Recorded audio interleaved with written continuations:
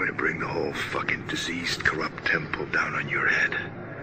It's going to be biblical.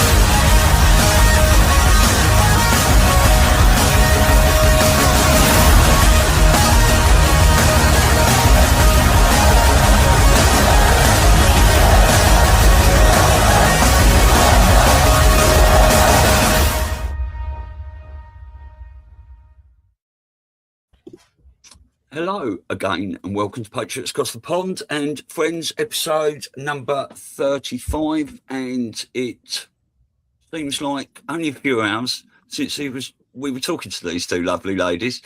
So we were on their show and now they're on ours. So welcome Ellen and Trish. How are you?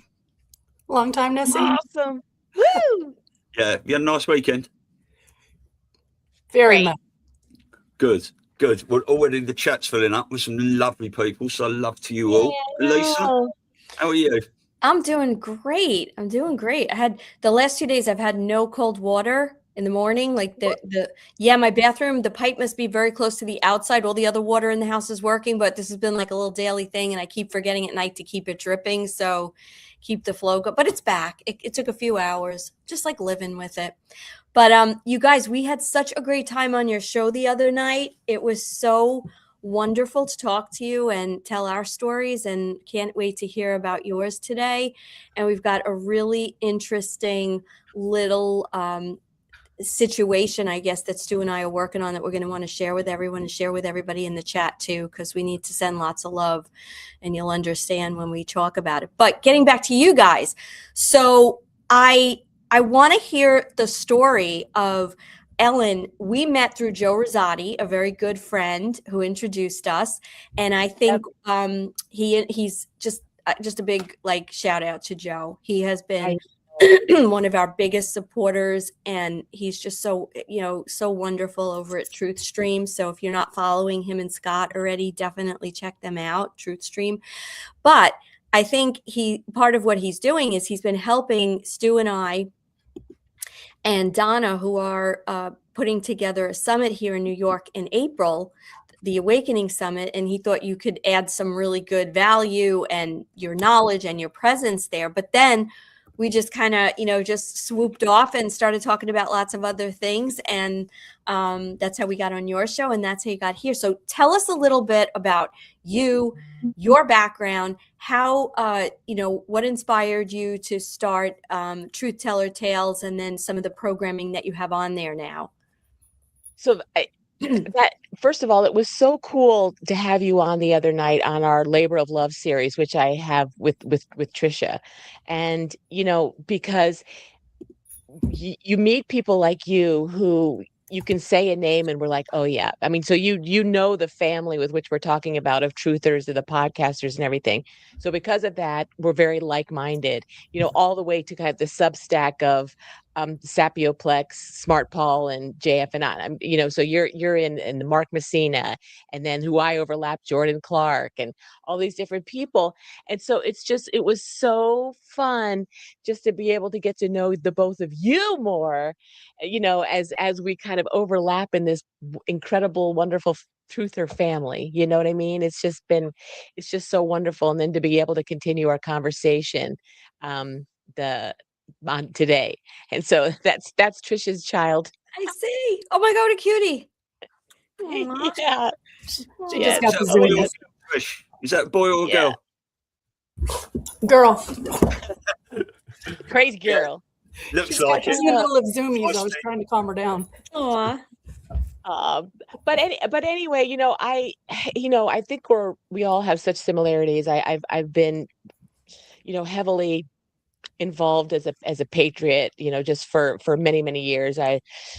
Years ago, I would have a daily walk, and I would start with Glenn Beck and then go to Rush Limbaugh, and that would be my daily walk every day. Back in the And day. yeah, and and I I remember, when Obama came along, and I remember that was the first time I looked around me and thought, wow, nobody's seeing who he really is. And then I went to help my daughter with a paper when it was Romney and Obama. And I remember to try to make the case for it not to be Obama. And it was the very first time I went online back then and saw that everything positive about Obama was out. There was nothing negative, and everything negative about Romney was out, and there was nothing positive. So I knew at that time we were duped about everything, that everything is controlled. And it was very discouraging. The Obama years were discouraging, I think, for a lot of us. Yeah. And it was hard to keep because I think we felt very alone. I think we felt discouraged, because we could just see just people screaming and crying for somebody we knew was either put into place there, was compromised, was hopefully finally controlled his second term. I don't know. I don't know how that whole story goes with him and his boyfriend. I don't know how any of that goes with him. But I just remember at the time, that's when the Tea Party really sprung up to try to give us some momentum and try to get us going with everything. And that really grew until the IRS came and the Lewis Lerner came and tried to bring everybody. I mean, it was this crazy history of all that. And so, everybody's living their lives. We're all living our lives in work and family and all that. And so even though I have my history is in broadcasting, and I had a performing arts academy, and I was a vocal coach for many, many, many years for many students. It wasn't until I actually retired and I thought, oh, this will be fun. I'll just watch all the programming and, absorb all the information that I'm getting. But I got a really strong, I know I got it. It was a tap from God saying, you know what? I think it'd be a good idea if you actually recorded the lives of truthers for generations to come, because this was my big message. This time's going to be studied for generations to come. And there needs to be, and there should be, a channel where the truthers tell their stories to see why they could see the truth and nobody else could, of millions of people around the world. Because psychologically, in generations to come, they're going to want to study this period as to why some people were so easily brainwashed and other people were not.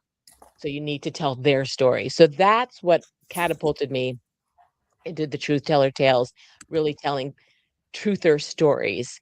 And the one thing that was so cool, Stu and Alyssa, is that everybody's story was different. Everybody has incredible stories, and I hope everyone will go surf some of the interviews. But the one thing that I found, and I was like, dang it, I should have known. The one common denominator was every single one of them has a story that their spiritual growth has increased and increased and increased. Some of them, it happened overnight, like with Mark Messina. His happened, he had a big spiritual happen on a specific date. Other people's, it's increased, increased, increased, perfectly to align with this most spiritual war with that we're in. And that seems to be the common denominator with everybody, is this greater good, this understanding, this spiritual growth, while we're diving into the most horrific stuff that other people are now finding, and so that to me was joyous to understand that about all of the folks who seem to be able to see the truth. And so that's kind of led me to here and other shows that I'm doing. But as you're talking to people, and you've been in this for a long time, both of you, have you found talking to people that seems to be a common denominator? Yep. I mean, I know that what you're saying 100%, but what we've also noticed is that there's always something somewhere where someone has had some kind of a trauma or Yeah. a life-changing thing that, like, bam, and then the eyes opened to all this other stuff. So and it's very different depending on what it was. Like, I know when Mark shared Right. his story with us also, it was kind of 9/11 and losing his friend, and that, like, right in his face kind of thing. Yeah. And everybody has that different moment. But there does seem to be that theme that most people in our community have always felt like something wasn't right. They maybe couldn't put their finger on it. They didn't fit in. They had a different Yes. view. So yes, and it's just now we just all kind of found each other, right? Yeah. It's exactly. just so. And so the one thing I do have to say, because I'm just so excited about it, is I've reached this week. I've reached 50 interviews, and so on my 50th interview, which is going to be February 12th, Abraham Lincoln's birthday, my favorite guy in the whole wide world. It's going to be his 217th birthday. I'm having a roundtable with some fellas who were really catalyst. Joe is the first one of Truth Stream. He's going to be on. Scott Zimmerman of Beer the Parade. He was a big person, and Jordan Clark was big. And then who's also joining me is Louis Herms, Paul Fleury of Absolute Storm, and John Michael Chambers of JMC Broadcasting. They've all helped me so much in their own way. So I'm going to have all of them on 8:30 p.m. live Thursday evening Eastern time. And I'm a little nervous about it because having all those fellas on at one time, I feel like I got to do them justice. So I'll be working on that before it comes. Just make sure you don't let any of them take over and you boss them about, okay? You got a lot of alpha Yeah. energy there. Yeah, and I just want No. to say, C. Campbell gifted us a $5 Rumble ramp, which is very nice. And I just saw at the start, Ellen, you gifted us 5 subscriptions. But how do they work? Yeah, I mean, there's just a little button down there that I could do that, and that's just a cool thing, just to get those subscriptions, those monthly gifts, and then people can continue on if they want. But it's just basically 1 month to subscribe to say that they're just part of your family, actually. Oh, so how does that work then? Is that sort of like to Rumble Premium or something, or? No, I mean, for me to do it, I guess, it is, but that's just that I've just always been able to do it. Do you know more, Tricia, how to be able to gift subscribe? That's a good question. I think maybe if they go back and watch the replay on Rumble and it's your show, that they won't get the commercials. Oh, right. Okay, Oh. beautiful. Okay. Wow. I think that's what I don't think it's across the board that you don't get commercials at all of the channels, but I might be wrong because at first I thought that's what it was, but Just the channels you I subscribe think to? it's just channel. Okay. Yeah, Oh, cool. well, Okay. thank you. But if anybody in the chat knows better, please. Well, I might have to give a few out myself in future then. I didn't really know what they were. But yeah, Ellen, that's brilliant. Trish, what about you? How's your journey been? Oh, where to start? I think I probably woke up probably later than a lot of people in this movement. It wasn't, I mean, I totally bought into 9/11. The first time somebody said it was our own government, I was so appalled. I just completely tuned them out. But I always knew something was off, but I think it was COVID. COVID was just right away. It was like something is really, really wrong here. And the behavior that people were crazy, like the mask police and the just losing their minds and trust the science was like everybody was doing the opposite. It just, like I think many of us, it just didn't make sense.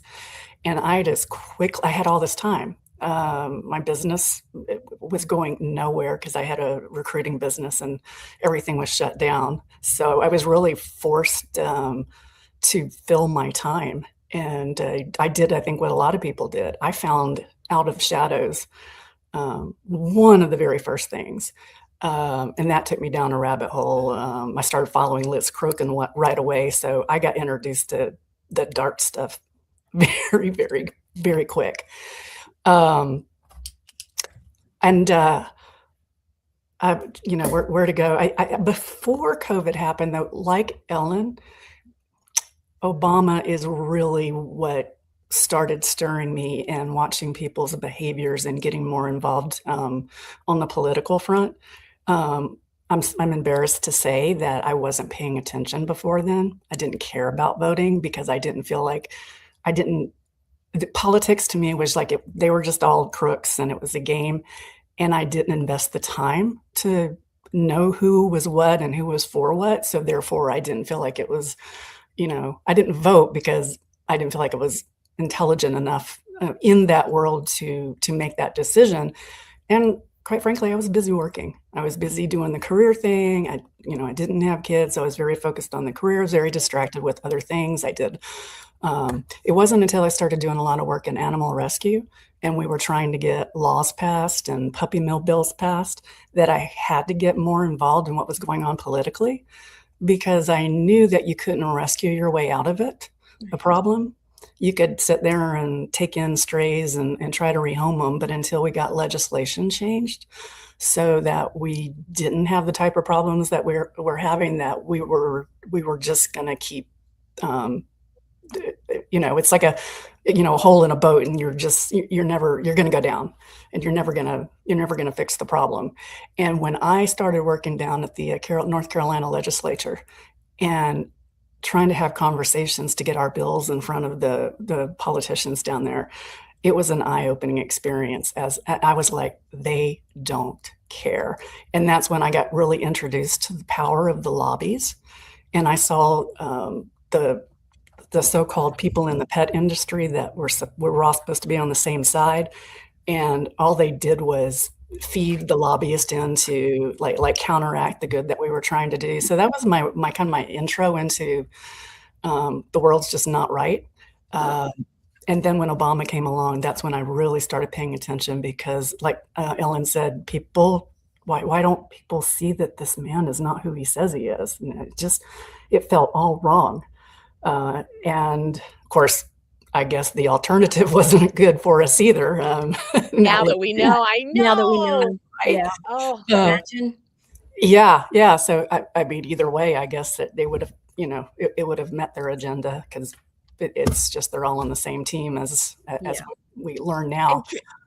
And Tricia, I want to ask the three of you, because talking about that. So do you remember when they had their debates, Romney and Obama? And the first one, Romney just smeared Obama and just really, and I was like, oh my gosh, he just really took him.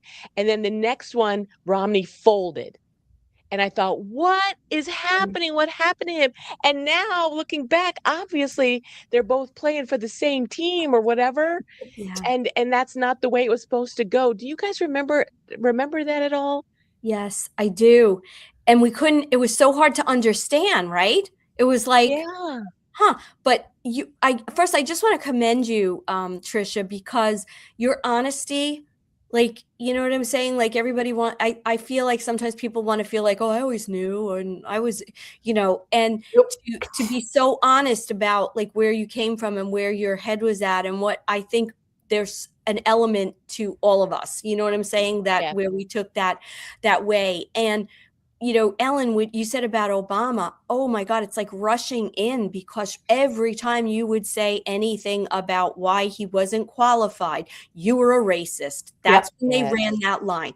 I mean, you were a racist, you hated Black people. Like, are you kidding? And if we remember, our little wonderful President Trump was out there on Hannity asking Obama that he would donate, I can't remember what it was it $1 million or $5 million or $10 million to his favorite charity if he would produce his birth certificate.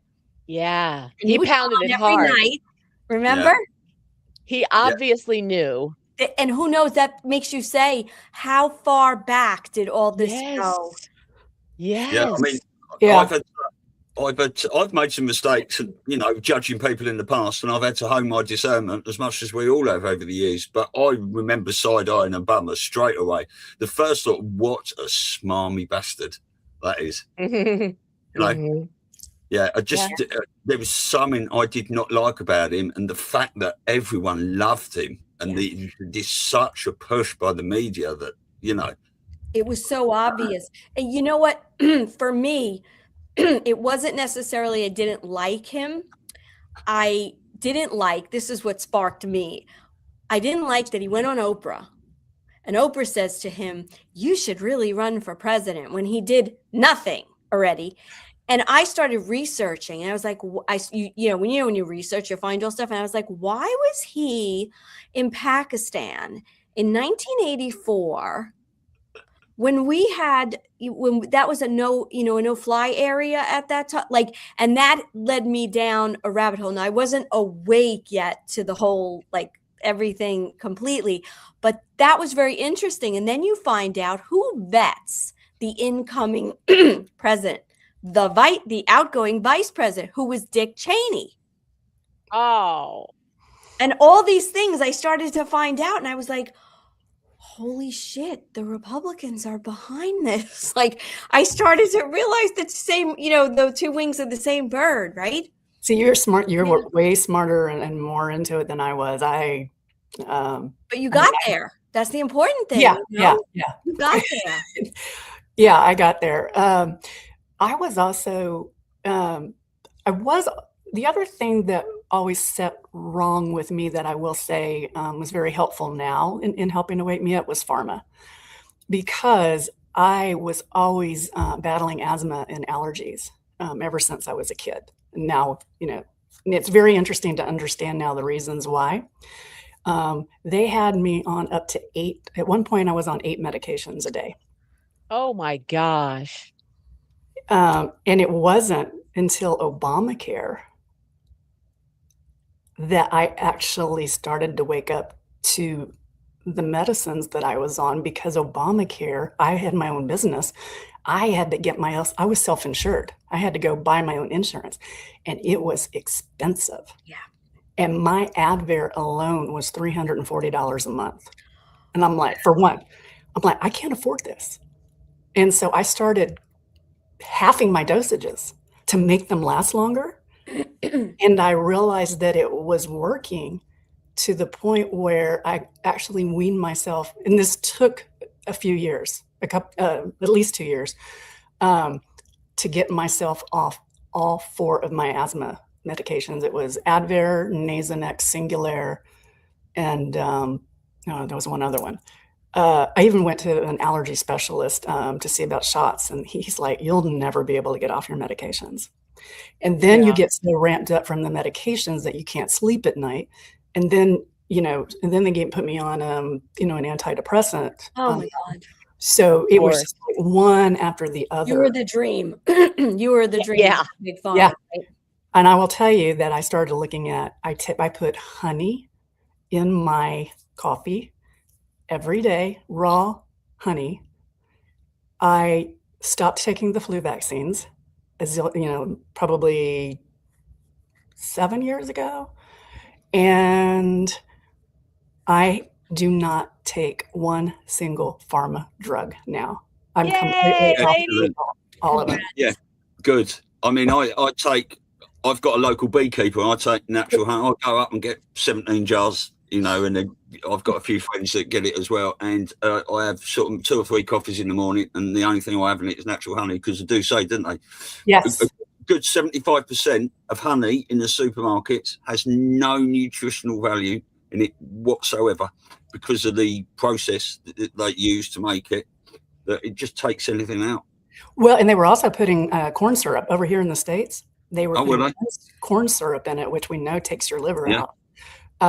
But I don't wheeze. I don't have asthma attacks. Brilliant. Amazing. I never, ever thought. So that I was always very, I'm a big General Hospital fan over here. And I would just watch and be like, I mean, years ago, it was like, It's a soap what are opera, these- Stu. It's a soap opera. It's a daytime soap opera. right? Oh, I'm sorry. Yes, Stu, it's a soap opera, but it's nothing but, it was nothing but pharma drugs. Like years ago, that's why I kind of wonder how far back this goes, because I'm like, first of all, you can't even pronounce the name of these drugs, and they make up all these conditions that you supposedly have.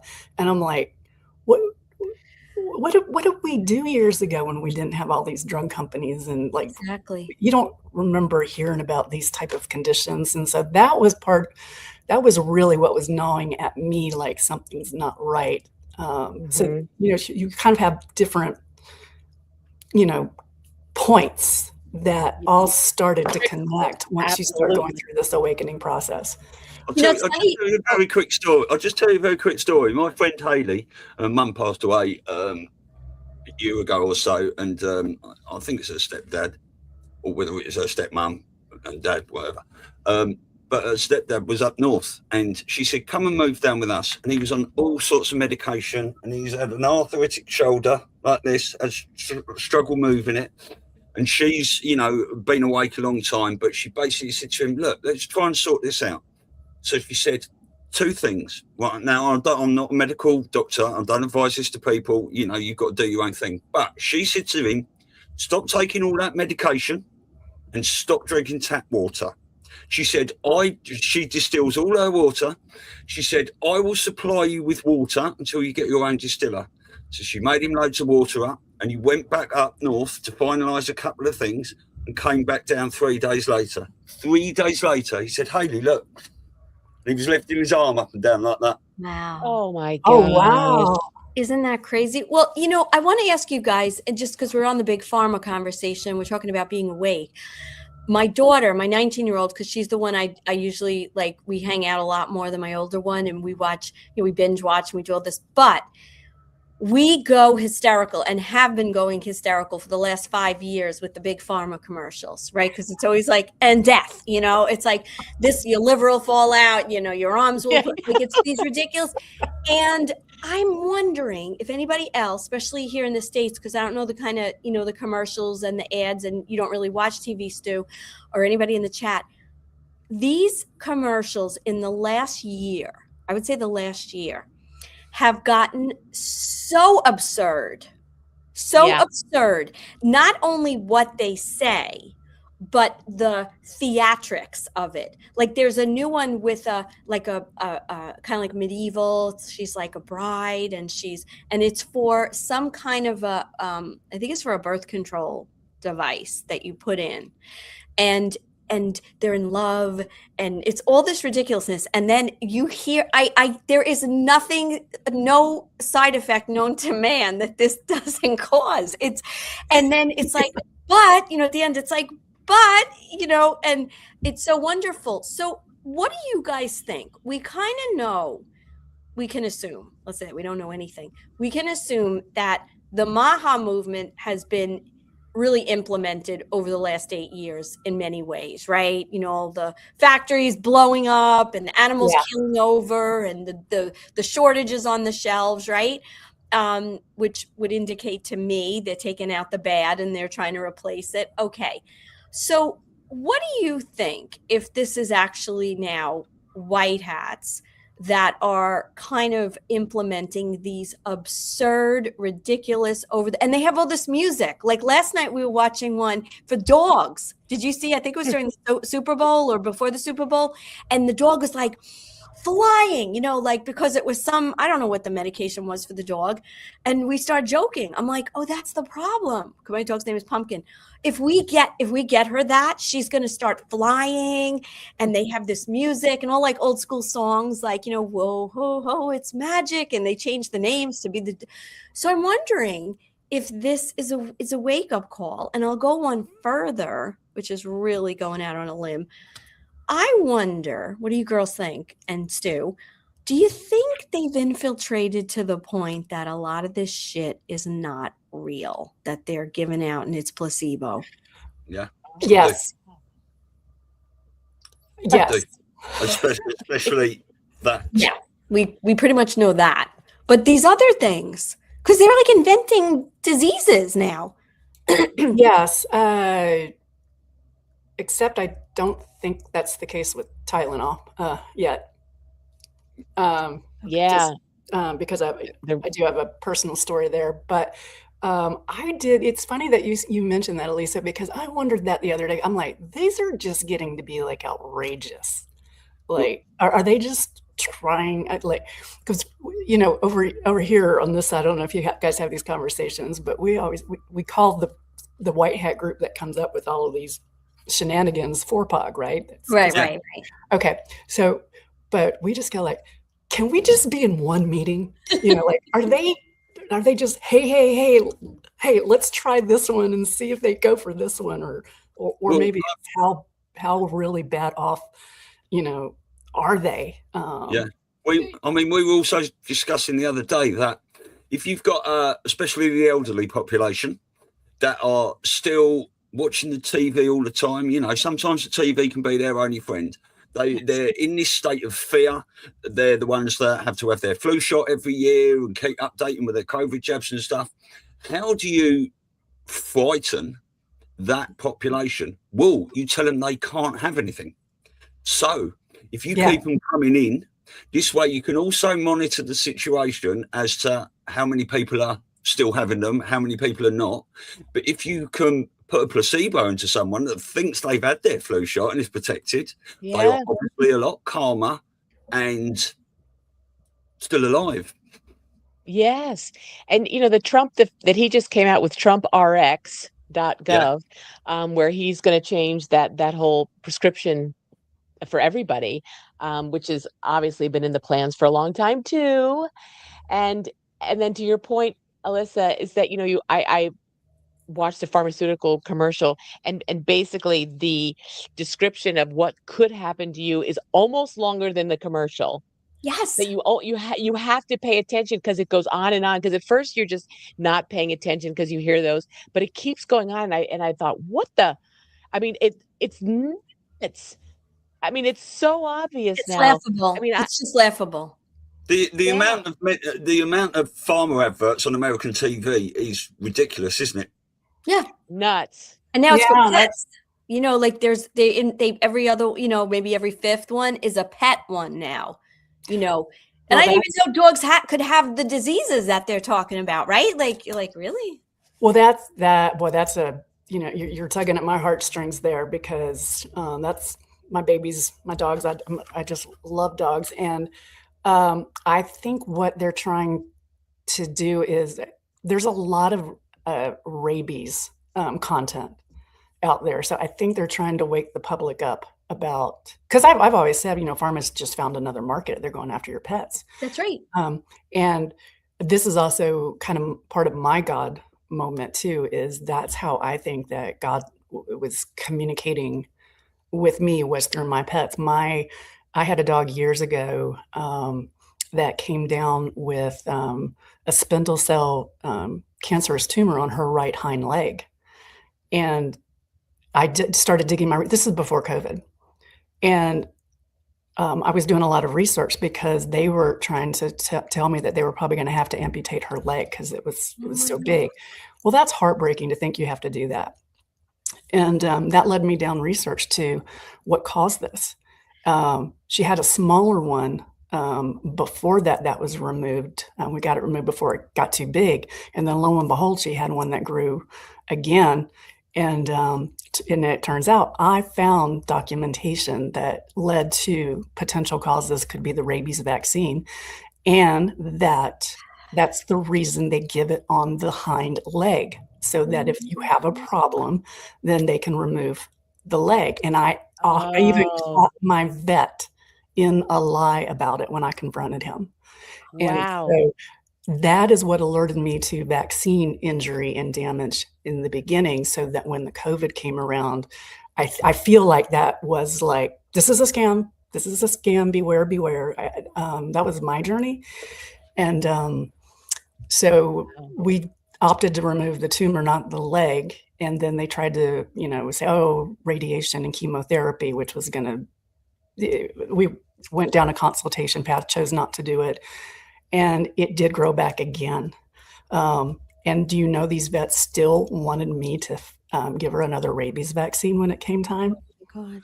And I'm like, absolutely not. In North Carolina, it's law that you're supposed to, but you can find vets that will, you can find holistic vets that will actually have you just sign a waiver.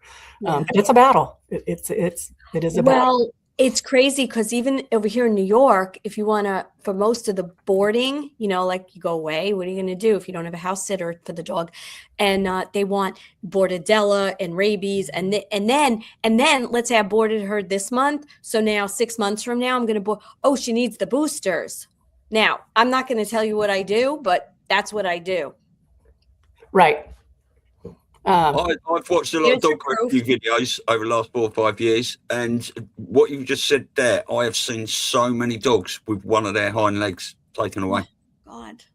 Oh yeah, it's heartbreaking. So I think again, we've all been touched by these evil mafia industries. They're all connected. So somebody may have lost somebody to COVID jab. Somebody else is going to be like me that, you talked to me through my pets and now I'm going to be a mama bear.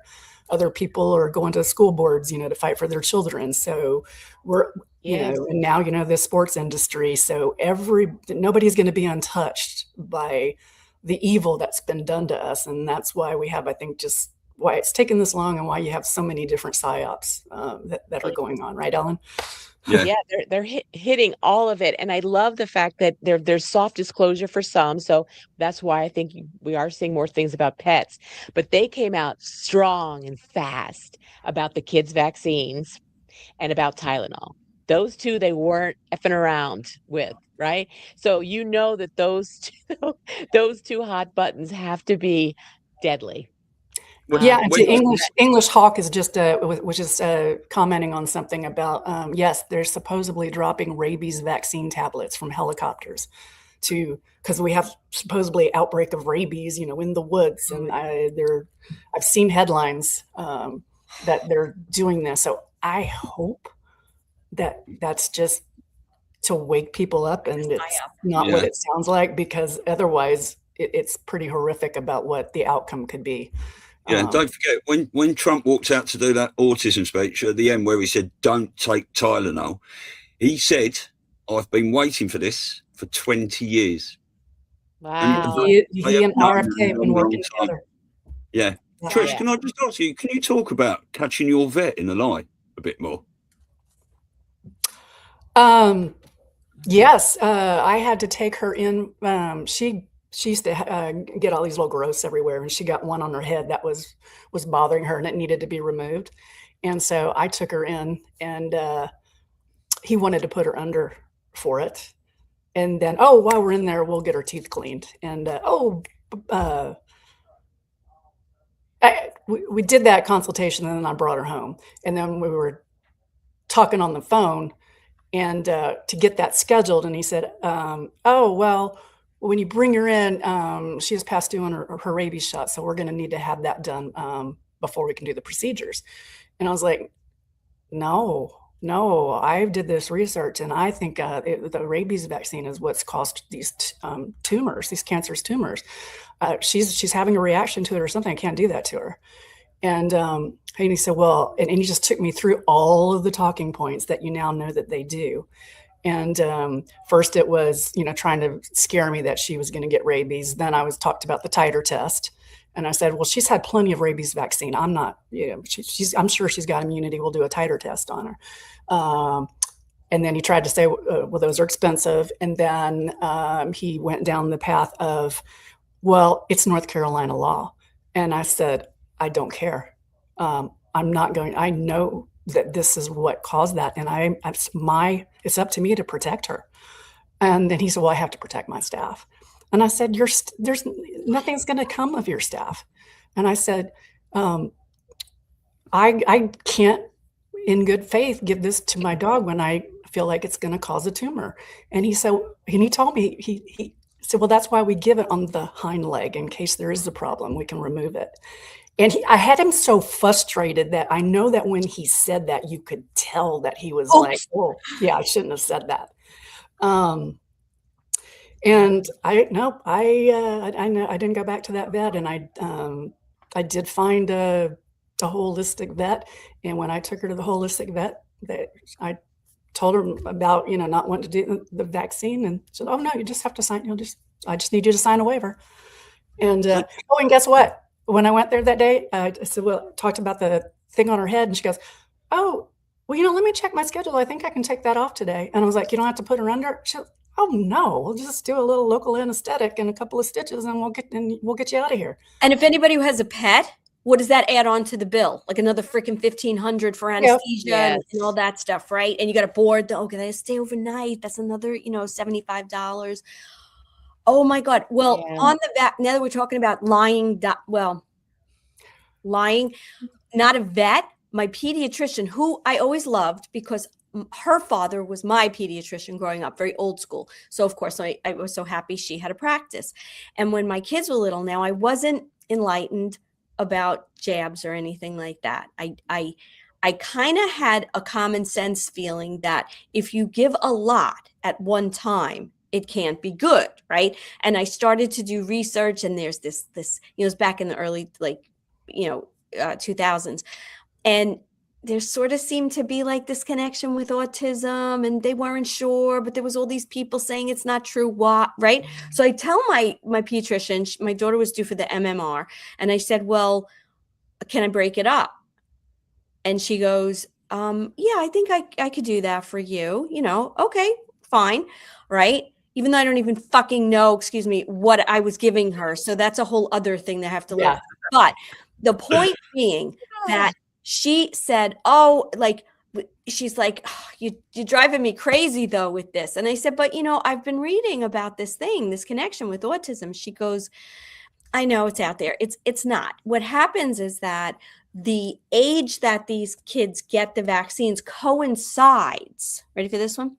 I didn't buy it, but coincides with when they're starting to talk and and I'm thinking to myself, how many effing kids were walking, talking, laughing, singing, doing everything, and then like the next day they weren't? So don't tell me that they didn't develop quickly. And I tell you, as much as I love her, and I think maybe this is the same doctor that when I went to her and told her what the ingredients were in a Flintstones vitamin, did any of you ever do that research? Methanol, aspartame. Oh yeah. I said, you're recommending this. Do you know what's in it? She was like flawed. Now she was, I think, a good person. So she was just like, "Oh my God, but what are you doing? You're a doctor. Yes. What kind of research are you doing on anything you give your page? You know what the hell is in anything? Like, this has nothing to do with belief system. This just has to do with common sense. You went to how many years of medical school? You had all this time that you were an intern. I don't even know what that's 12 years, whatever the hell it is. What are you doing? Did you ever say, well, let me kind of look at what I'm telling people to? No. Nope. Yes. That's their brainwashing, right? That they've received the American Medical Association. And I say it with sadness because I'm sure a lot of them are realizing, but nonetheless. Yes. What do you think the percentage is between people that actually know they're telling lies and just doctors and vets that have been hoodwinked? Well, do you know that the suicide rate among veterinarians is one of the highest of any profession? And most of the veterinarian industry, it's weighs heavily female. So to me, that tells me that more and more are becoming aware of what it is that they're doing, but they're trapped in a system and an expensive practice, and more and more being bought up. It's hard to find ones that aren't being bought up, just like they do with all of our doctors, all of our physicians. Now they buy up all the vets. Those are all going to corporations. When you're a part of a corporation, it's all about revenue. So they may or may not know that they're poisoning pets as much as, some may still be like, well, I'm driving up the overall revenue per patient every time they walk in the door because corporate says I'm supposed to. So I think that there's that percentage of people that are like, well, I had to sell my practice. They've worked really hard, and now this is the payoff, just like you see in corporate America. So that's happening in the vet industry. But I think with that suicide rate, that kind of tells me that maybe there's people that are realizing that they're waking up and realizing all the damage that they themselves were responsible for. Yeah. And And also, pediatricians have been incentivized to have children completely vaccinated. They were financially incentivized, but I believe that was just recently taken away. And I have to check on that. But if they're not incentivized, then maybe they're going to be able to actually start to do the right thing, without having to financially get rewarded for having people vaccinated. I mean, this is all changing, but I love the way that to watch how they're strategizing to get the information out, because they know that there's so many people brainwashed about vaccines, and that people will drop dead if you don't get your kid vaccinated. And so they're doing it in such a strategic way, but they came out pretty strongly with it, which is exciting.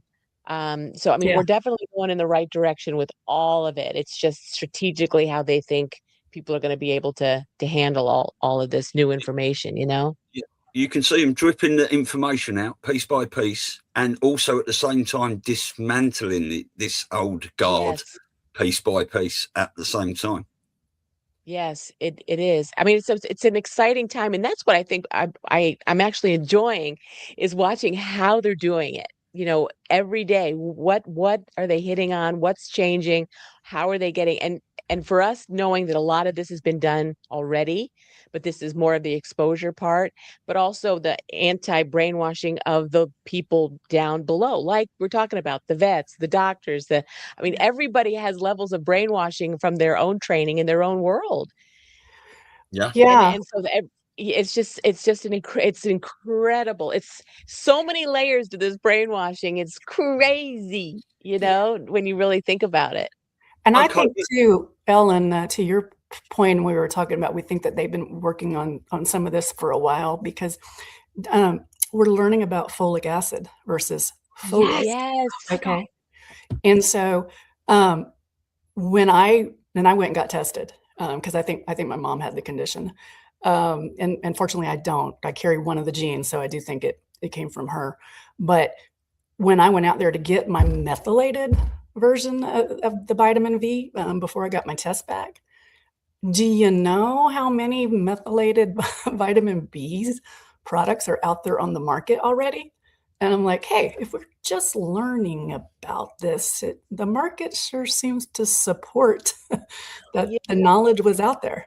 Well, it's funny, because I started taking methylated B, oh my God, like 14 years ago, but you couldn't find it.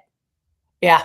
And it was in powder form. You mix with, so it has a higher bioavailability, right? Rather than the pill that has binders and fillers, and it's got to break down. So you get 100 milligrams of C, but you're really only getting maybe 30, but that's very interesting. And there's all these things with folic acid too, that they've convinced women when they're pregnant.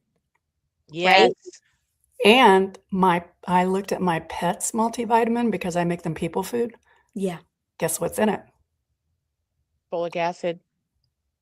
And I looked it up. There is, my understanding is there is a similar genetic predisposition out there that involves folic acid for dogs as well. Wow. Yeah. And someone was asking, what is the good one? Folate is what is Yes. good, correct? Yes. Not the folic acid.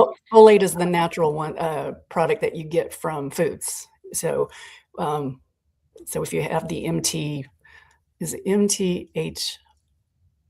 mother, MTHFR. Did you watch the episode with BB Maguire where she was breaking down? She calls it the MF gene. Yes. Yeah. Yes. That was an incredible watch. If anyone hasn't seen that, well, you can send me an email or a message to all the details, and I'll send you that. That is a must watch. Right, because we were talking to Scott and Joe about it, and then I showed him a little clip from it on our show, and then he went and watched the whole episode, made a clip for himself and stuff. But yeah, I put him onto that. But that's incredible. That was. We'd love to have BB Maguire on the show at some stage. We're learning a lot. Every OBGYN, that's the first thing that they tell everyone. And you got to start taking folic acid. You got to take folic acid, right? And they give you I mean, we got to just, it's what we're doing, right? We just keep telling more and more people and making them aware, but the doctors are going to be the last, as far as I'm concerned, they're going to be the last on this train. What's it like over, Stu, in England? I mean, do you have folic acid fortified in your foods? Well, I'm not sure. I do know that there's a lot of people talking about it in this country. We've all seen a lot of videos, but we have got so many less ingredients in our food over here that you have over there. You know, it's like a packet of cereal, breakfast cereal or something like that. You might have 20 more ingredients in it over there in the States. Yeah. So there is, you know, there's certain benefits to being in the UK. I heard a couple of years ago that Europe banned something like 1,500. I could be wrong, but it's 1,500 ingredients that are allowed in the States. Yeah. It's ridiculously high. And how come when I go and travel in Europe, I can have bread, right? That's what everybody says. Oh, I could eat bread. No problem. You have like a slice here, you bloat it because it's all the glyphosate. Yes. Like, oh, gluten. I have a gluten no, they've been eating bread for thousands of years. Nobody had these problems. The last 20 years, everybody's got it's not gluten, it's glyphosate. Well, in the 80s as well, I think, because I think they used to make bread with iodine, didn't they? And they changed it for bromide or bromine, one of the two. Yes. Yeah. Bromine, I think, is what it is. Yeah, so they deplete your keep you from having iodine, and then people wonder why they have thyroid issues. Yeah. Yeah. And then they go and have it removed. Yes.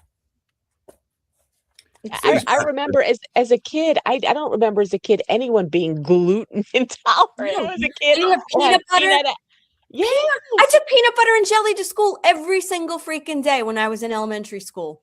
Now you can't have a peanut. Like, it's like, oh my God, does it have nuts? Like, right? It's like the world's greatest. It's amazing, isn't it? How a chef needs to know all the ingredients before they serve up a dish to someone, but a doctor can give a jab with a blank insert. Exactly. Yeah, but it's amazing how we've been slowly conditioned to accept all of these things and accept that autism rates going up, accept that, you know, peanut allergies. Why? I mean, we got to dig into what is actually happening. And we are, thank God, living in that age where it's happening. But they did a brilliant job on the boiling frog conditioning. Yes. David Icke would call that the totalitarian tiptoe.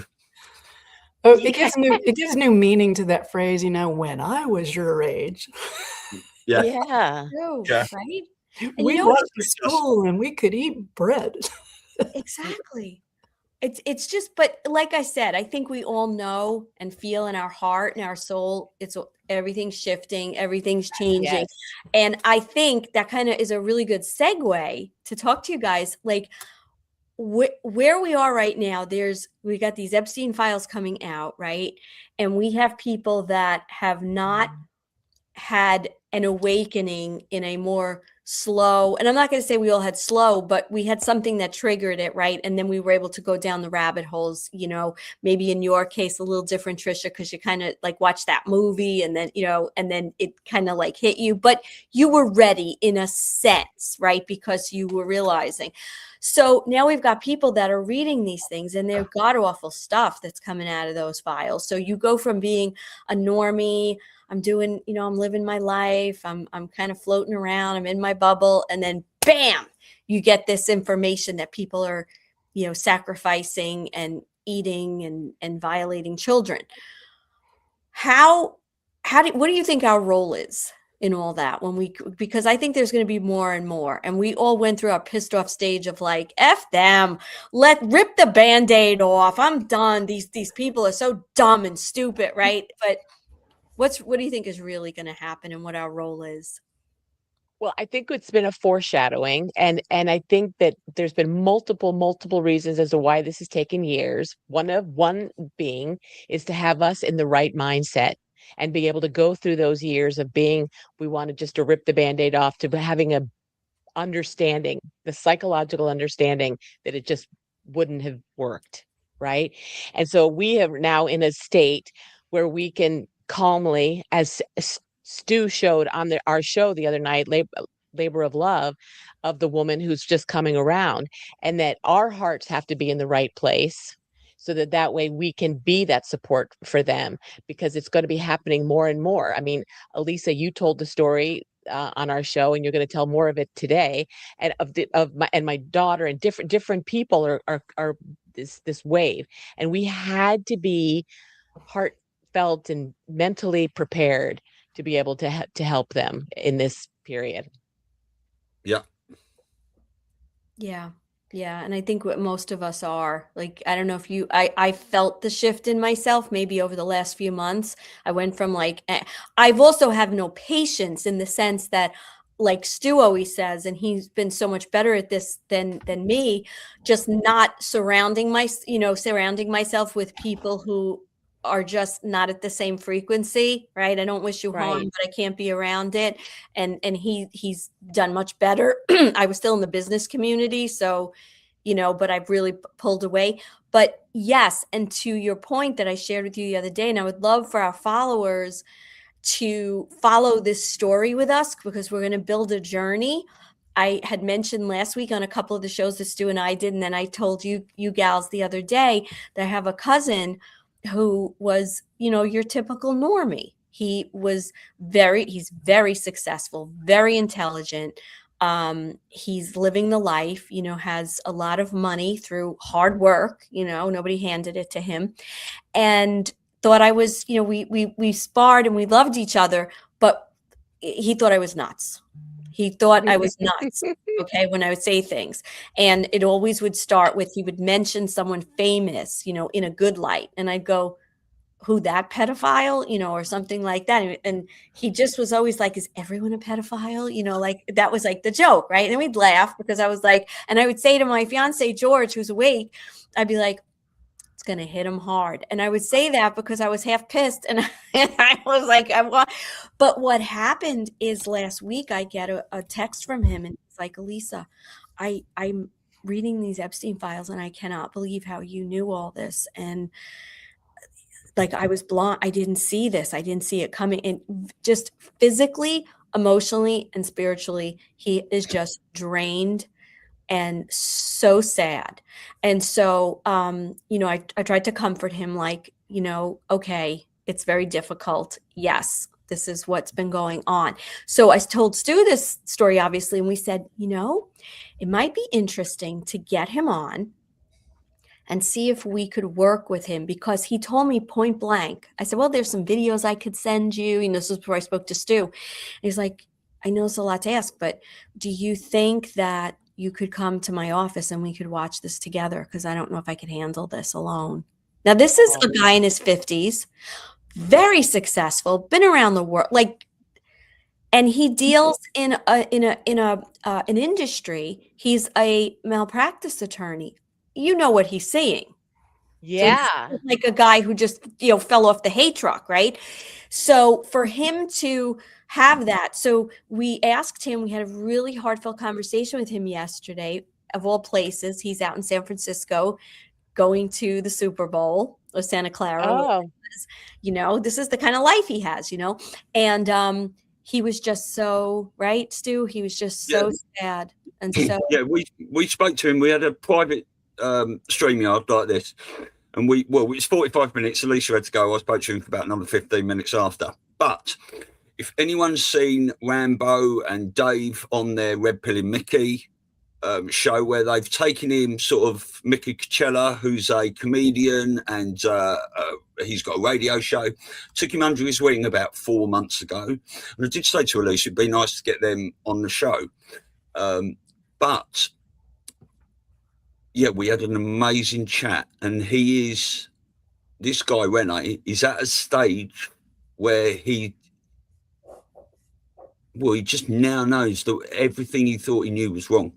Right. Yeah.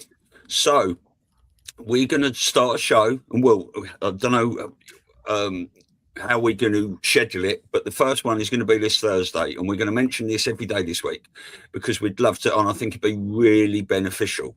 And we had a great chat, right? But we're going to sort of like start that chat over, right? Because I think a lot of people will find this very, very interesting because, you know, and he jumped in at the deep end as well.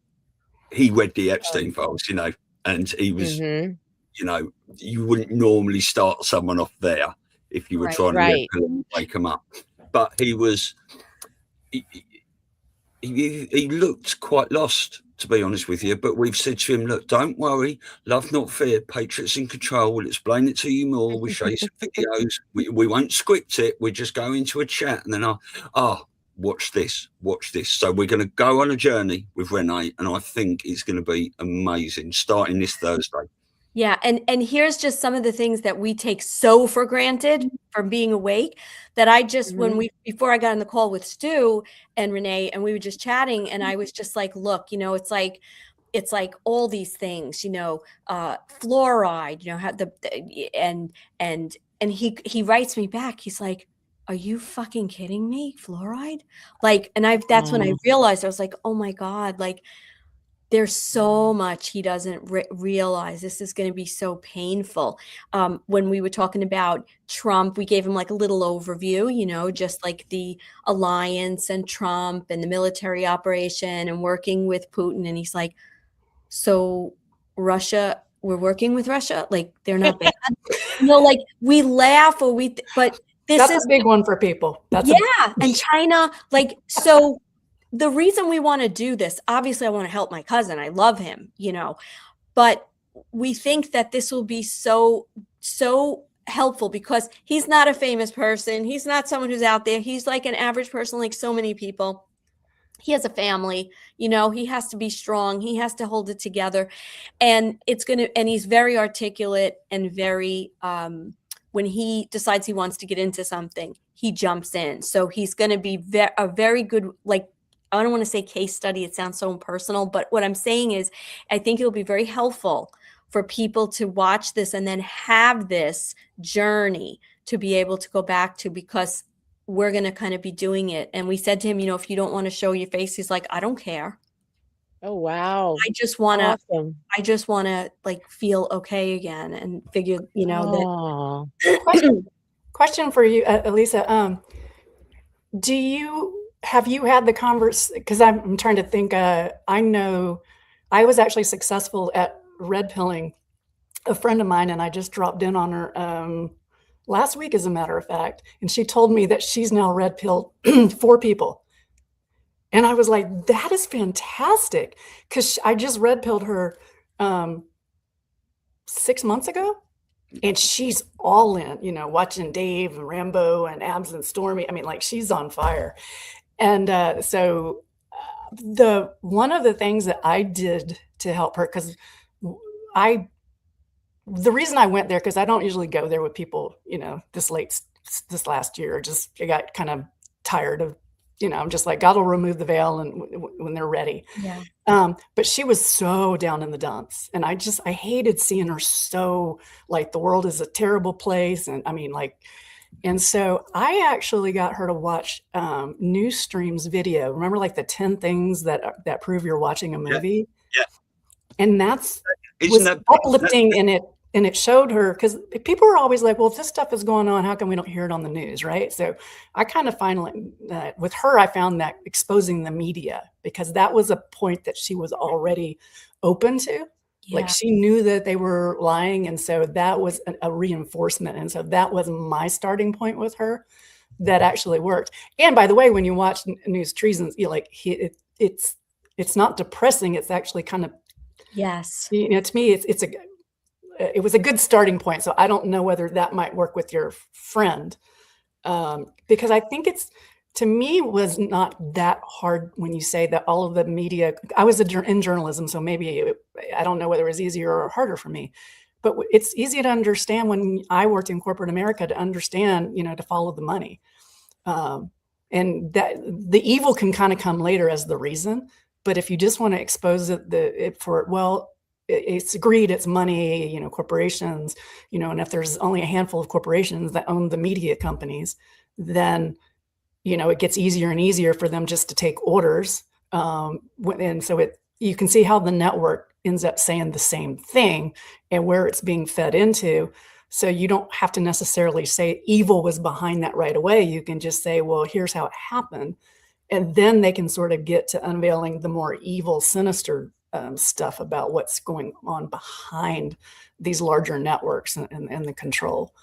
I think you make a good point. I think each person, quite frankly, there's no cookie cutter with this, because different people have a different barrier of entry, number one. And then number two, what's their personality? Where are they coming from? So I would go on a limb and say with Renee, he is the kind of person, and knowing how he kind of operates, that knowing that this is a movie, so to speak, and that it's a military operation, is going to be the thing that gives him the ability to say, okay, now tell me the details. Yeah. Okay. Let me understand why this is a military operation. Let me understand who the players are. Let me understand what you believe has been done and why.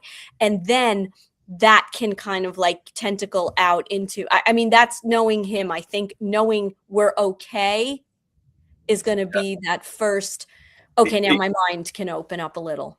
Well, you never get any blackpilling with me and anything I post. I look into everything, I source everything. But I think what we want to do is, I don't want to script any of this. I just want to go through each show, discussing things, and things will pop up. And then potentially at the end of each show, when he says, well, I want to know more about that, we'll give him a bit of homework, Elisa. Right, go and watch this, because we're in a WhatsApp group together. So we'll know he'll go and watch something, and then he can come back and watch more, and we'll do it as a process. I don't want to bombard him with things. I want to listen to how he's awakening and what he's interested in and which way we want to take it as we go. One more thing that I think might be helpful, and then I'll be quiet. But no, please. Good homework might also be the Newsweek article about the 60,000 man army. Yeah. That gives someone hope to understand there's really a good machine behind this. We're not alone in this. Yeah. And I think that might be very, very powerful. Yeah, I've got two news trees and shows saved where they're discussing all that with Mike King and stuff anyway. So, yeah. What do you think, Ellen? I just think it's fascinating, because now that I'm really diving into the psychology of all of it, because it really is psychological warfare that we've been under our entire lives and generations, that what makes someone like your cousin all of a sudden just pop to be open to all this. And when those moments come for everybody, for each person, it's going to be different timing for each person, but it's just fascinating. That's what fascinates me, is what made that pop open for him. Like, how did his pineal gland all of a sudden open up or something? I mean, it's just, that's what amazes me. What do you think happened to Lisa that he was open? Well, he read the thing in the Epstein file that got him, that he just could not comprehend and come to terms with, was what they were doing to children.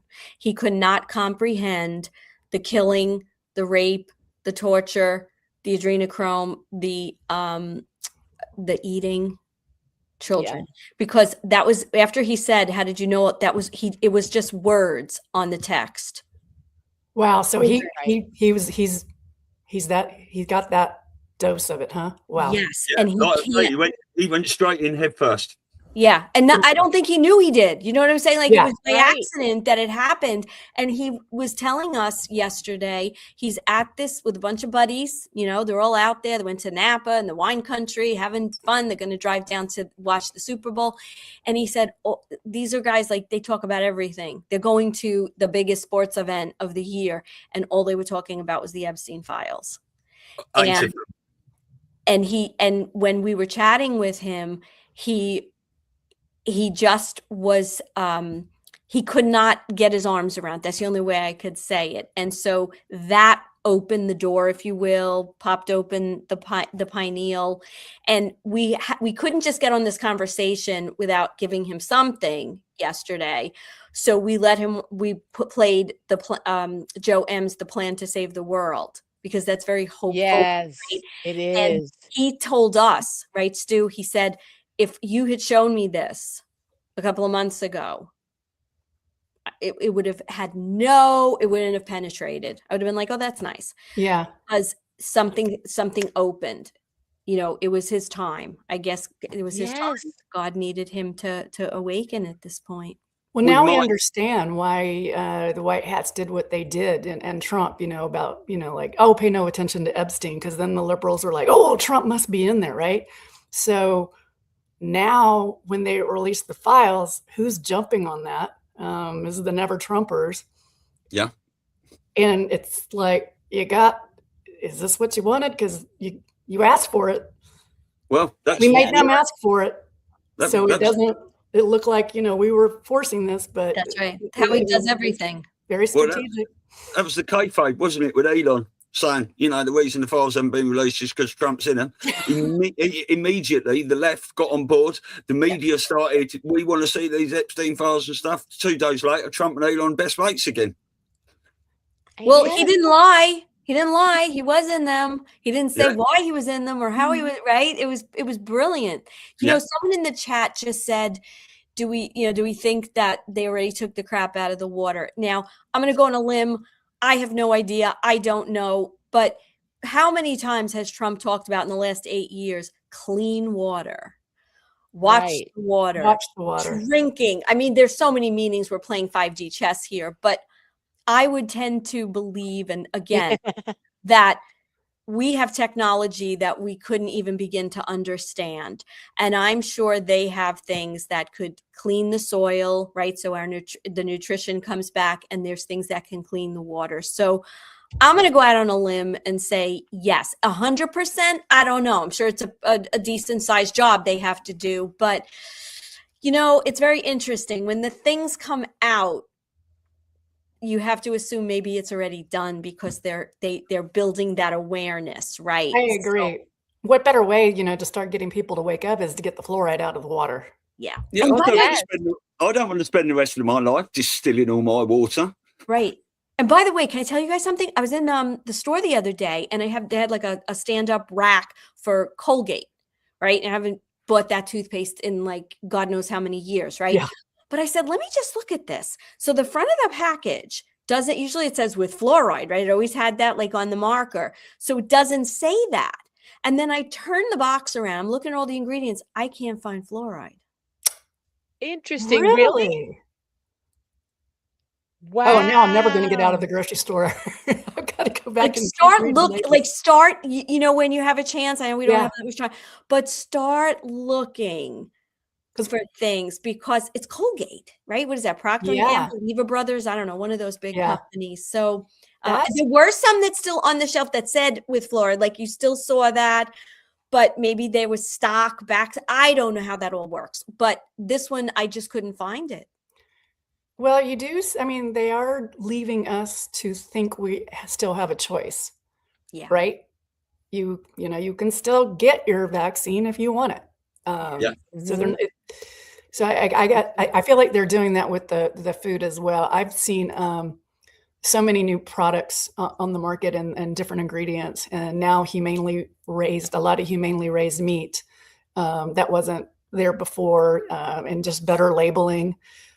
So the bad stuff, I mean, there's still some poor choices out there, obviously, but I'm thrilled to see that we're getting, and like the seed oils, like you're seeing a lot more products now that are being made without those harmful seed oils. So this stuff Absolutely. doesn't happen overnight.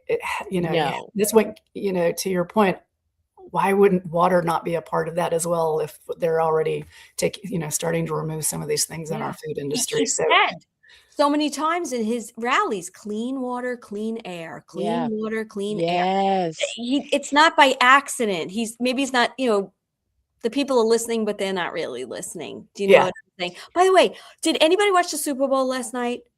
Good. I was No. just going to transition into that. Okay, I just want to tell you, I still, after how many years, I don't even understand how football works. Like, I know you got to get it over the goalpost. I don't understand the 40-yard line, the 30. I don't understand any of that. Okay, I'll explain No that to you later. no clue. What I I'm a do, little like you, Elisa. Yeah. Like I'm learning, but I'm like, what colors? Like I'm looking at like that's me through the years. However, and if everybody's rooting for a team, okay, yeah, I'm in. I'll root for them. But what I noticed last night, the one thing that I noticed, I don't know if anybody else picked it up, if you were watching or you look back, I said to Stu, I was texting him while I was doing this, was when they announced the marching band, from they called it, they said our nation's, shit, I'm going to forget what the word was. I'm going to look it up. They didn't say from Washington, D.C. That's the point. They said in that announcement. Our nation's capital. I think they said I'm going to get the exact wording on this. Stu, do you remember what I told you they said? Because it just like hit me like a total. District. And by the way, while you're looking at that, they the White House said that they're having these things happening at the Capitol today, these exercises. So if you see low helicopters and you see military all around the Capitol today, not to worry. Oh, it's just a drill. We know what that means.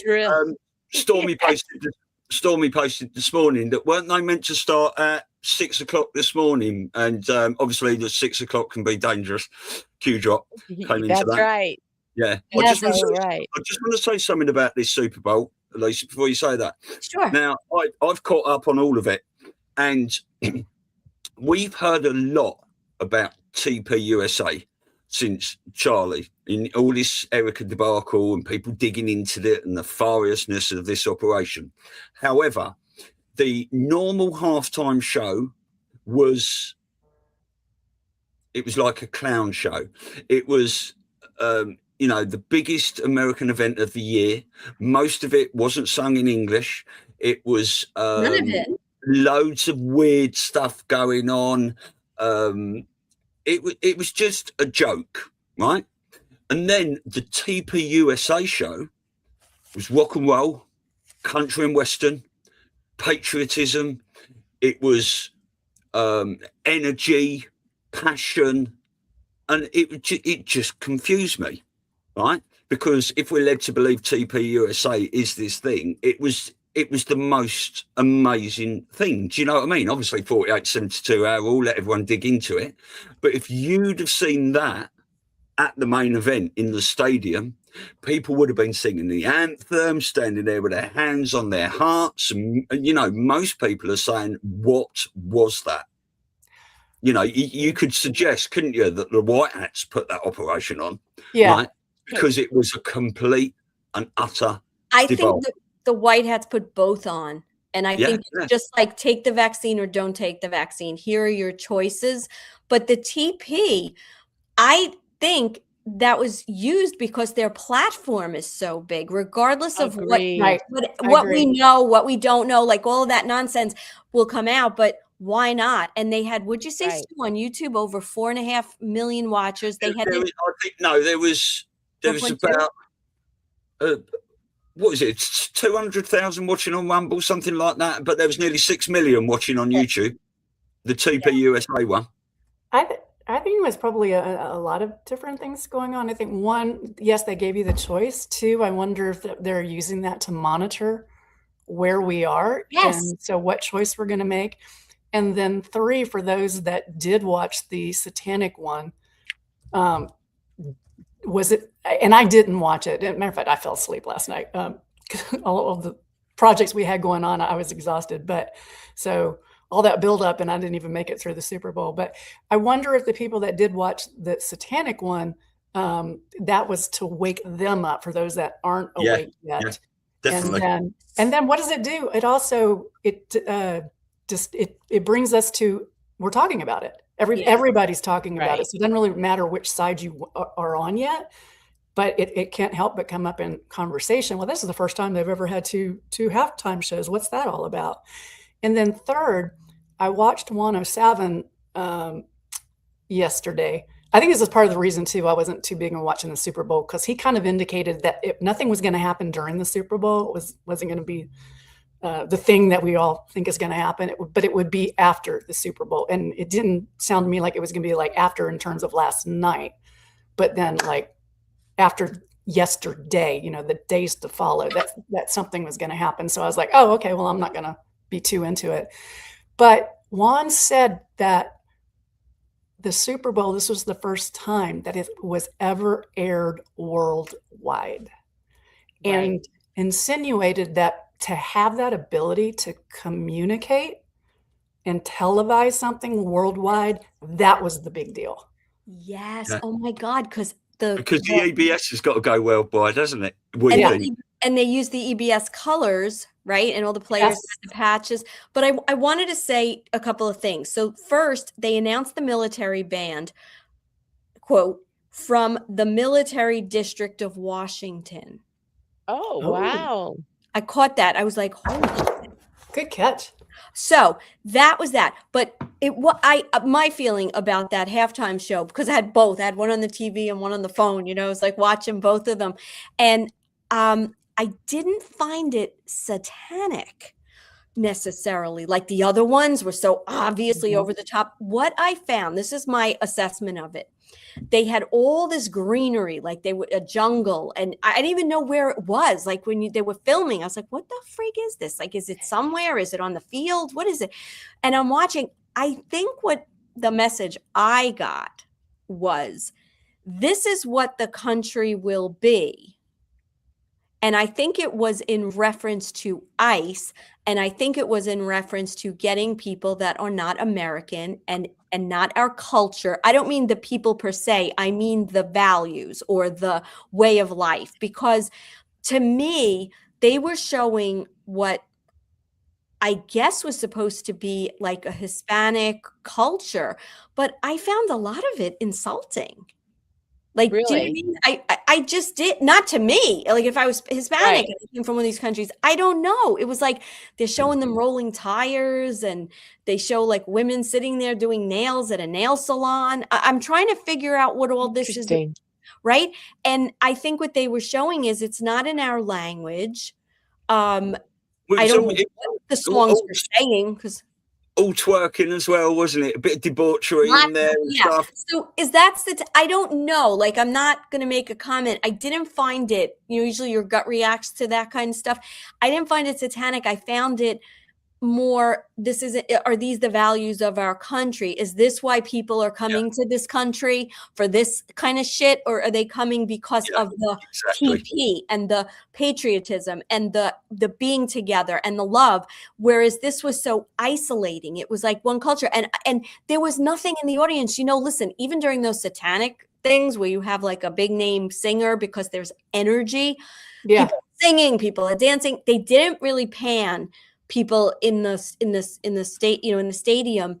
And I couldn't tell you I don't even know what that song is. You know what I mean? Like, because it was all in Spanish. I'm not fluent in Spanish. Oh my gosh. You said they didn't really pan the audience? Not a lot. Did we see the same halftime show that actually happened? I could ask Renee. He was there. Oh yeah, that'd be good.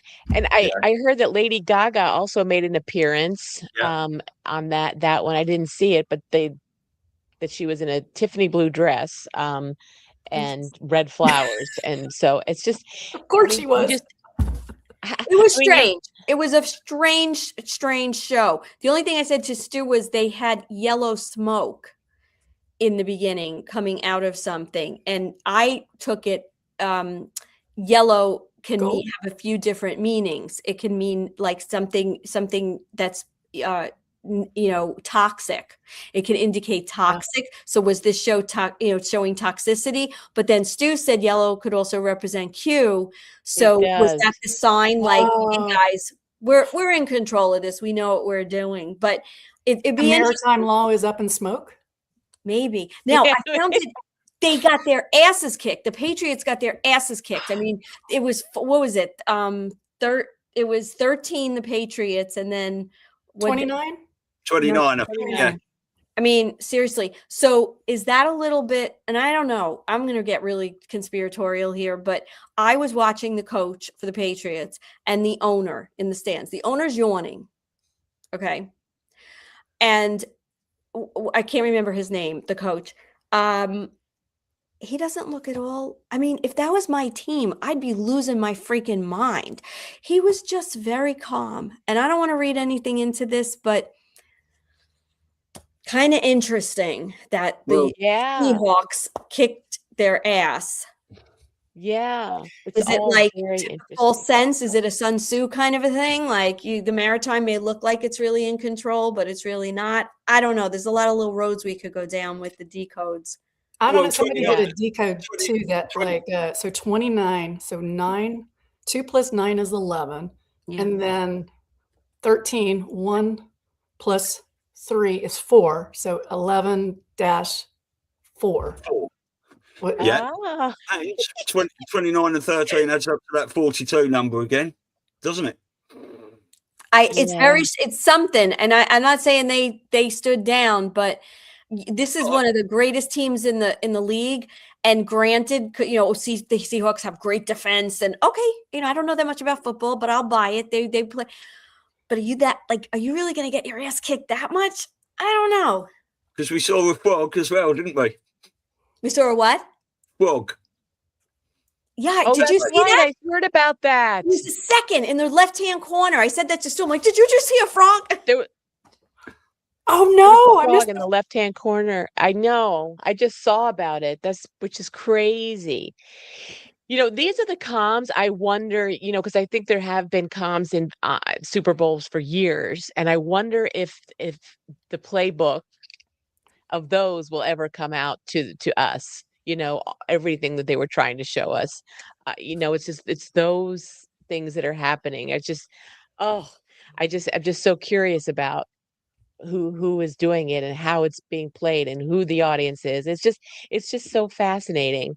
It really is. What about Yeah. the football prisoner that they had shackled, like walk through? Did y'all see that? Yeah, and people were speculating, was it a what do they call that? A humiliation ritual? Was it representative of the fact that these guys have already been captured, meaning not the players, but the people in charge of the Super Bowl and the organization. I think there were so many more comms than we would have to sit there and look at every single thing. But what I can say is that halftime show, I can't even get mad at it because I'm just like, what the hell did it mean? Well, I Yeah. guess we thank 4POG for giving us a lot of content for the shows to get to talk about this week, because I'm sure we're going to be tuning into Abs and Stormy and. Oh, definitely. Yeah. Oh, there'd be lots of digging into that now. Remember 2012 that the halftime show was literally children in beds and a big shot, and it was all The that was Olympics. the Olympics in the UK. excuse me, the opening of the Olympics. So at that time we had no idea what that meant, and it just went over everybody's head, including mine. I didn't understand kids in beds and all the demonic weird stuff, and so are these things, the opening Olympics, halftime show at the Super Bowl, maybe we don't understand right now why that halftime show happened, but we will down the line. You know what I mean? Yeah, well, people are also looking into the opening ceremony at the 1992 Barcelona Olympics, I think, as well, during COVID, because there was a lot of stuff in that. If you haven't watched that, that is worth a look. Definitely. I will. Really weird things going on there. Interestingly, the Olympics are also the colors of the EBS. Right. Oh. So maybe what you were just saying, I think it was you, Tricia, about Wano Saban saying that this was the first Super Bowl, that it was, it's letting us know, and maybe it's the same meaning with the Olympics too. Like now we're in control of the worldwide distribution of this, what does that say? That says we are now in a position, if need be, to set off a worldwide EBS if we need to, when unity. Yeah. I think, that's really starting to make a lot of sense. Did y'all notice this morning too, I woke up to a bunch of stories about people in the Olympics breaking their leg? Oh, including Lindsey Vonn. Yeah, one woman skier I saw. Yeah. Yeah, it was more than just Lindsey. There was apparently like 5 different crashes. Oh, really? On the slope. So I haven't had time to figured that one out yet. Interesting. Yeah. Maybe they all had a rabies jab. Yeah. Maybe. But isn't it fascinating? Like, it's so, to me, this is the fascinating part. This is what I was telling Renee. I said, listen, when you get past your hysteria and your shock, you are going to start having so much fun because we're being communicated with constantly, and there's messages, and it's just so incredible because it's giving us insight right into what's really going on and the power that's coming back to all of us, right? Oh, so much. So I wanted to say hair therapy in the chat said, I remember the one in 1993 with Michael Jackson, and they don't really care about us. It was fabulous. He was telling us all along. Yes, he definitely, I mean, can we go down this rabbit hole with you guys? How many people do you think are in the Gone with the Wind program, or on the island, or in, what are you, Valhalla? Valhalla and being John Galted, you mean? Exactly. Yeah. Yeah, And exactly watching us. that. They're probably, it's their a lot. entertainment's probably watching us. I wanted to see, you know, I have a few dreams in this. One dream is for the EBS to go off. You know, I asked Mark Atwood, or I asked a few people what that, and Mark Atwood said, I want to see the EBS go off. And I said, exactly that. That is my dream. But I do want to see JFK Jr. walk out with Trump, followed by Michael Jackson, Princess Diana, Elvis, Tupac, whoever else, right? Robin Williams, you know. Yeah. Whitney Houston, I hope.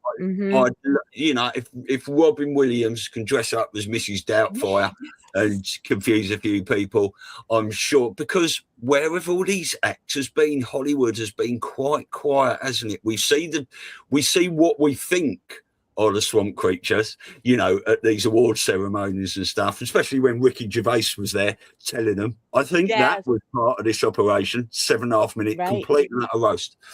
But where are the rest? You know, what are they doing? Well, how many of them are swamp creatures? Yeah, it's so funny. We would, Stu, were we together or was I watching something? I can't, maybe it was Phil. I don't know.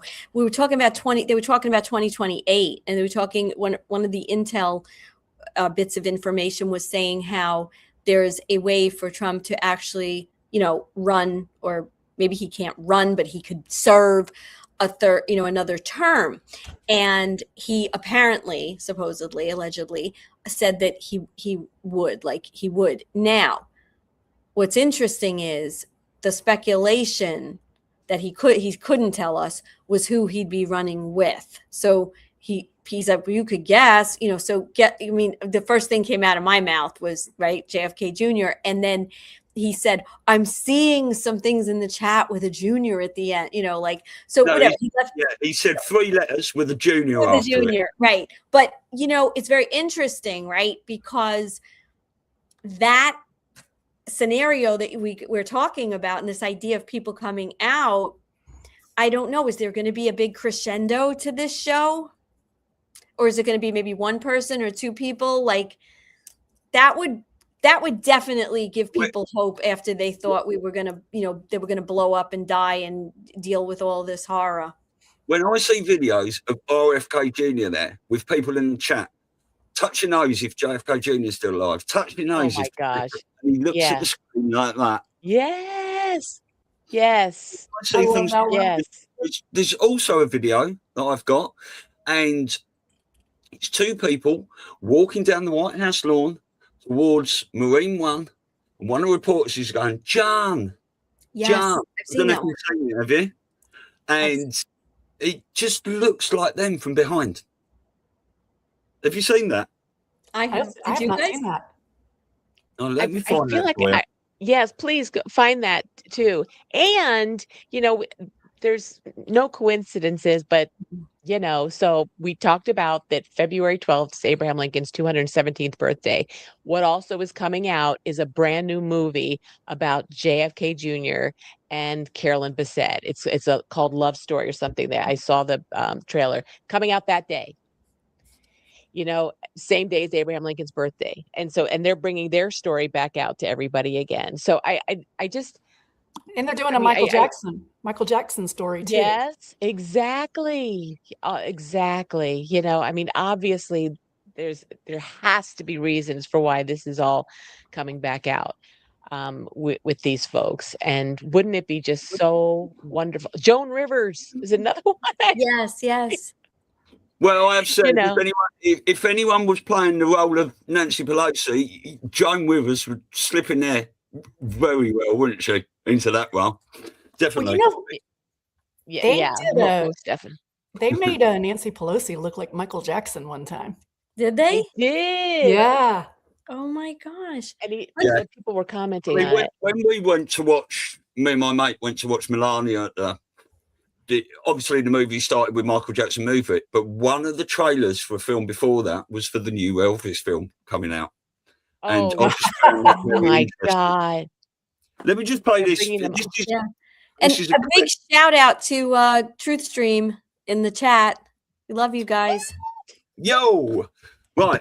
Just watch this video, right? It's only 17 seconds long. It is. Let's see, because I still don't know who this.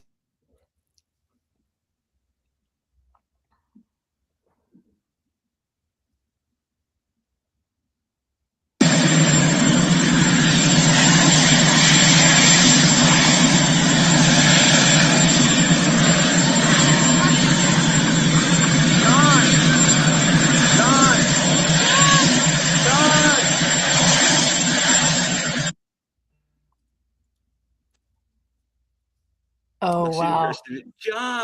John, who's that? I love it. And back when we were all had our eyes on Washington, D.C. and watching people filming it and everything, do you remember? And that there was a loudspeaker, about the line of cars coming through. It was Trump Kennedy that came over the announcement way back then. It was Nancy Drew, wasn't it? And it went, hold traffic on Avenue. Trump and Kennedy are leaving. Hold traffic on the Avenue. Was that Nancy Drew, Ellen? Yeah, I think so. Yeah. Could have been, yeah. There was two, wasn't there? There was two people, I couldn't remember the other one's name, that used to do all the filming around DC. Not Richard Citizen journalist. There was another woman, I think, as well. But yeah, it was definitely one of those two. Yeah. It's so interesting. When I was there this summer, can't remember what I was there for, but I was walking right up to the White House, and literally 1 block from the White House, and it's not flashy at all. There's a name band on a building, and it says American Motion Picture Association. So the Motion Picture Association building is literally a block from the White House. And I Googled it. It's been there for years and years and years, but it's not flashy or anything at all.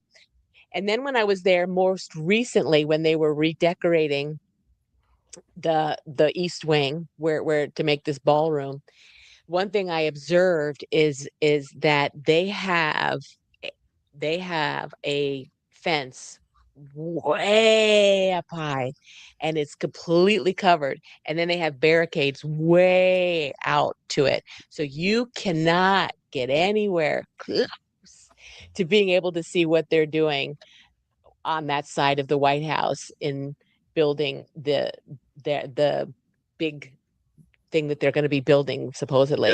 And so that to me was fascinating. They just have such a barrier around that you cannot see what they're doing. So obviously, whether they're going underneath and getting rid of whatever the tunnels are and doing all those things, is I think, obviously, and so many people do as well, that they're getting rid of a lot of terrible things that happened there. I think there was a time, and I love your guys' opinion too, all during this. I think there was that it was a swampland. DC was a swampland, and it was just going to go back to being that. But I think now they're actually going to take it and reclaim it, because they're going to reclaim all of the things there. They're going to reclaim the energy there. They're going to have their 250th anniversary there. They're having a day of prayer there on May 17th. So I think they're getting it back, is my thought on that. What do you guys think about that? I did hear they were going to turn it into a bird sanctuary potentially. I had heard. Yeah, we'll see. I mean, it's meant to be a ghost town, isn't it? In those buildings, but we've heard Buckingham Palace has been shut down for a long, long time, and you know, we've heard about these 34 satanic buildings where they've been doing all this stuff. So we'll see what happens. Maybe that's why Trump moved the White House to the Winter White House to Mar-a-Lago, and he's got a skiff there and stuff like that because they knew of all the satanic stuff that was going on. But yeah, I think they did reclaim it. You know, when with all of the stuff that was going on with the ballroom and clearly underneath with, you know, changing the frequencies and the ley lines and all that energetic stuff that shut down a lot of the, I don't even know what you call it, the spells or, also to that, we saw a couple of videos, didn't we? 3-4 years back. Number one, on that live cam, all those children potentially being brought out the White House at night. And then we also saw, and I've got all the, I went through that so much, screening in, getting all the shots. Remember all those flashes we saw going on through the White House? It looked like people in, you know, I remember that. Didn't it? That was exciting. Oh, I got excited about that and seeing the people that were coming in and out that looked like the children. Yeah. Oh, well, my God. I know. There's so many exciting times, haven't they? Look, we put Steve Mnuchin in charge of the Treasury, and we all just thought, and people started digging into that, and he's a Hollywood movie director, you know, and looking at all the films he's done. It's like, really? So, Stu, so I was obsessed with watching the White House and for a long time. And one night I watched it and I saw, and for several nights this happened, and finally I filmed it. I saw little people going down the stairs, down the stairs in front of the White House. And so this is me filming it on my phone. I sent it to you to share, and I zoom in a little bit and you could just see little people because the people next to them are big and they're going down like underneath the White House. And it was just so strange to me. I couldn't figure out. Yeah. I mean, look, exactly. I'm such a nerd. I've got so much stuff. That's all the screenshots I took of all the different flashes going on, you know, in those windows when we were looking into it at the time. Oh, that's right. Yes. Can you see the thing that I shared below? Oh, yes. Right. Let me put it on the screen. Okay. So this far away right now, but I zoom in. And so once I zoom in, you can see, so there's people there and then there's little person there. And in just a sec, they go down under the White House. Here they start to go down. You personally filmed this, Ellen? I did. This is me. There they're going down. And you can see to the left they're going. See, they all went down, and then to the left there's a person. See how big the actual person is? Yeah. So it was just all those little people that went under the stairs, and I couldn't believe it. I couldn't believe. And then. So anyway, I would assume maybe they were some kind of escorting into getting them off the property. Do you know what I mean? Maybe there's trucks or ambulance, whatever, to military vehicles on the other side. Maybe that crazy. Yeah, it was so much happening there, you know, and all the time, with the fences and this and that. And I also filmed it was a red, weird cloud that was there, and it was big, and it kept getting smaller and smaller and smaller until it finally disappeared. I filmed that too. There's just so many crazy things on this journey, you know, that we've been able to observe with stuff. Yeah. But where did everyone go? Like, do you remember like what Washington D.C. was like? The traffic and the crowds and the cars and like, I mean, I haven't been there in maybe 15 years, but if anybody followed Nancy Drew, I mean, she's walking around and it's a ghost. Like what? But do people still live there? Like that's my question. Yes. Like, you know what I'm saying? I've been there several times this year, and I'm going to be going back for the prayer event and then for 4th of July. And yes, there are people there. There are a lot of just people coming from out of town, to tourists coming, and there are people working, but nearly the amount that was there before. And you see the IRS building is boarded up, and then the FBI building was starting to get boarded up, and so you see a lot of these buildings. Obviously, there aren't people coming in. Others there are, but not nearly the volume, as what it was before. I walked past the White House where the Willard Hotel is. The Willard Hotel was hopping, all kinds of people coming in and out of there. But in terms of the people who actually work there, not nearly the volume. You see people jogging every now and then. So who knows? Of course, Abraham Lincoln, the Lincoln Memorial is to my heart. And what I haven't liked is that, well, first of all, there's huge construction going on there, that they said for the first time ever, they're building something for the public that's underneath the Lincoln Memorial that they were never able to have access to before. So there was something underneath the Lincoln Memorial that they've obviously destroyed, and now they're rebuilding it in time for the 250th anniversary, so that there will be a whole new section of the Lincoln Memorial underground. So they're building that right now. They're doing the same with the Kennedy Center as well, aren't they? That the Trump Kennedy Center, exactly. Whatever they did, I'm sure they cleaned that out as well. And no one's even questioning that it's the Trump Kennedy Center now. It's just so crazy. It's all. We saw that flooding in DC as well, didn't they? And people said, that's flooding the tunnels out. They're getting rid of all this mess. Yes, all of that definitely happened. It's really astounding the things that they can do without anyone really knowing what the hell's going on. Yeah. Yeah. So much of this, I think, was done during COVID when, they're taking for whoever, was responsible for that. The White Hat sure took advantage of being able to use that to clean a lot of this out, keep us. We saw these lockdowns happening all around the world, didn't we? Especially in Australia, where they were shutting down tower blocks and stuff. People weren't allowed out. We believe they were, people were saying, whether it was Melbourne or Sydney, something like that. Yeah. It is a complete nest under there of, all this stuff they're trying to eradicate. But yeah, I think it's been going on worldwide. Worldwide military alliance. It's not just the Americans, it's every country. Monkeyworks has been tracking all these planes, the ones that he can see, of course. And it's just, Monkeyworks was talking about all these rendition flights we saw in, lockdown of COVID, where they were taking people to certain places where they might be allowed to do a bit of waterboarding or not. And, pulling these swamp creatures out, telling us what as RDS said, didn't he? Make the deal, motherfucker, or you're going to die. What do you think happened to Robert Steele, Robert? Do you think I used to watch him all the time, and I used to really like watching Kirsten W as well, and they sort of both disappeared at the same time, didn't they? She used to crack me up.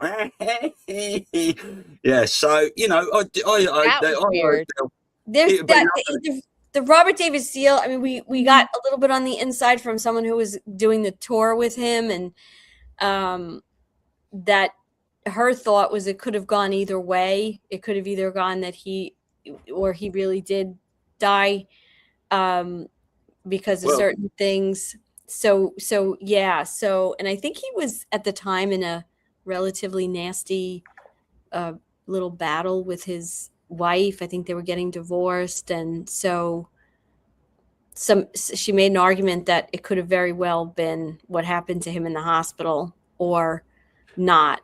But I don't think we have like definitive, on that. Well, there is someone, I can't think who it was. It might have been Cag Drogo that said, I knew him, he was part of my family, and he has gone. So, I know we speculate and things like that, but I definitely know someone has said he's no longer with us, unfortunately. Yeah. But I've just put his video on the end as the outro for today then, because of that. Love that. It's very empowering, that video, right? Especially at the time it came out. We needed that. That was one of the most uplifting moments for me in this whole thing. Yeah. Absolutely amazing.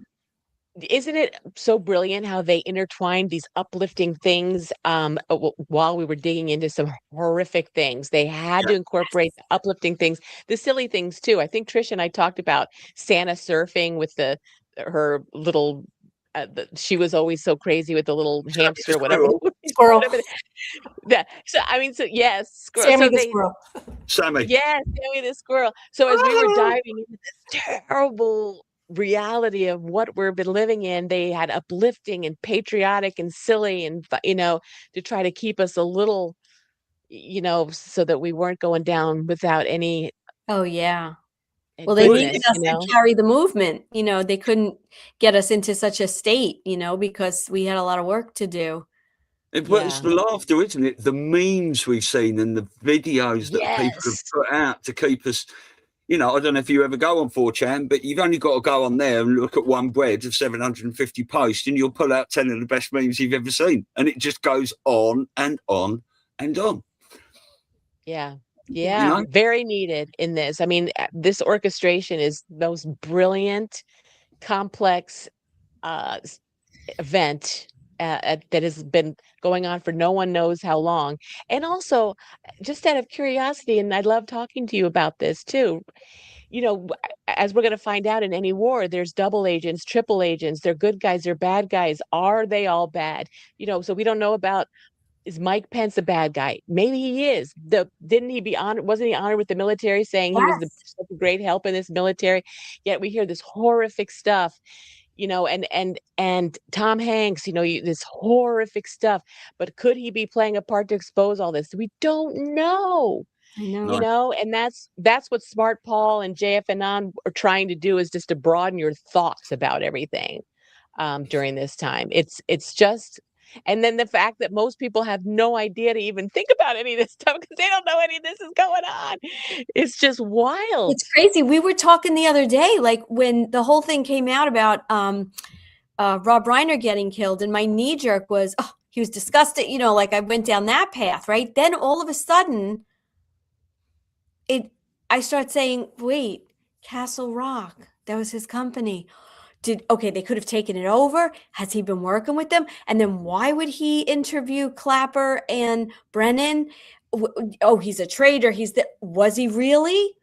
Or was he part of it? Right. So, and it kind of died down. And then, even with his son, I mean, we don't know, like maybe the son's in on it. Like, hey, this is going to be the greatest acting role of our lives. And then we're going to be out of here for a while, and it's just so intense because it is.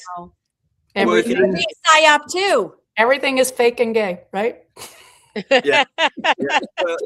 If you listen to Mr. Marmite, and I know a lot of people don't like him, Phil G, but Elisa and I watched that show he did the other day, Fix 2020, I think it was called. He says that Jeffrey Epstein was one of a plant, and one of the he had to do some nefarious stuff, and it takes a certain type of person to do that, and he could never do it, and I couldn't do something like that for the bigger scheme of things. But he says that is the biggest sting operation you've ever seen, because, and we've all known this, he said it in the key drops, if this global octopus had their tentacles in everywhere, you can't go in and just shut them down. They would disperse. They would go other places. You have to infiltrate them from within. You have to make them believe you are one of them. Even the pictures where you see of Trump, with Epstein a long time ago and this sorts of stuff, and knocking about with Hillary and Bill Gates and stuff, he was pretending to be part of that sort of thing, to a certain respect. Yes.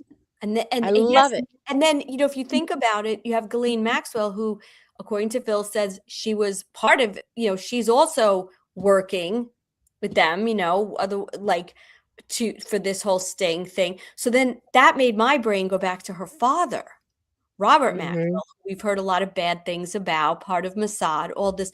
However, it never really sat right with me that his body was found floating in wherever it was floating. Now, if he was really part of the cabal, why did he turn up dead? Right? It just made me think. and his daughter, who we've all come to hate and despise, could have they could have flipped. They could have been again looking like bad guys. It's just so. I think it's one of the greatest, most incredible things that we'll ever hear about. Yeah.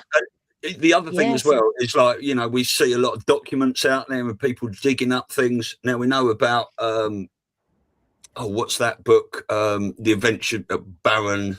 Yeah, what's Baron Trump. Yeah, we don't know if that was planted by Forpog and Placed things like in. that. Yeah. But, you know, we read documents and we see certain things coming out, but any of these documents could have been written by the White Hats and put into the narrative to make people think certain people were bad and all this sorts of stuff for Don't this get attached. Don't get attached to anyone. operation. No. You know, you've got to keep, when all this stuff starts coming out, I mean, everyone's going, oh, Bannon's the wrong one now, and it's never ending, isn't it? And, you know, Mike Pence, right? Christopher Miller said, we have just done some of the most complex military operations, and I thank you, sir. Stuff like that. Mike Pence got given that suit. We couldn't have gone into this devolution 4 years if Mike Pence had not done what he did, right? And after he did that, that guy came up and gave him a silver coin. Now, didn't he? Right? That Judas thing and the pieces of silver. However, if he'd have given him that, that would have been a secret handshake behind the scenes. But he gave it to him in front of everyone, and Mike Pence was holding it up to everyone, going, oh, look, doesn't that look nice?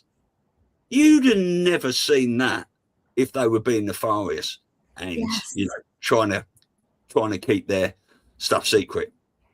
Well, listen, guys, we have been psyoped because we're starting to see things now, right? For whatever reason, nobody escaped this.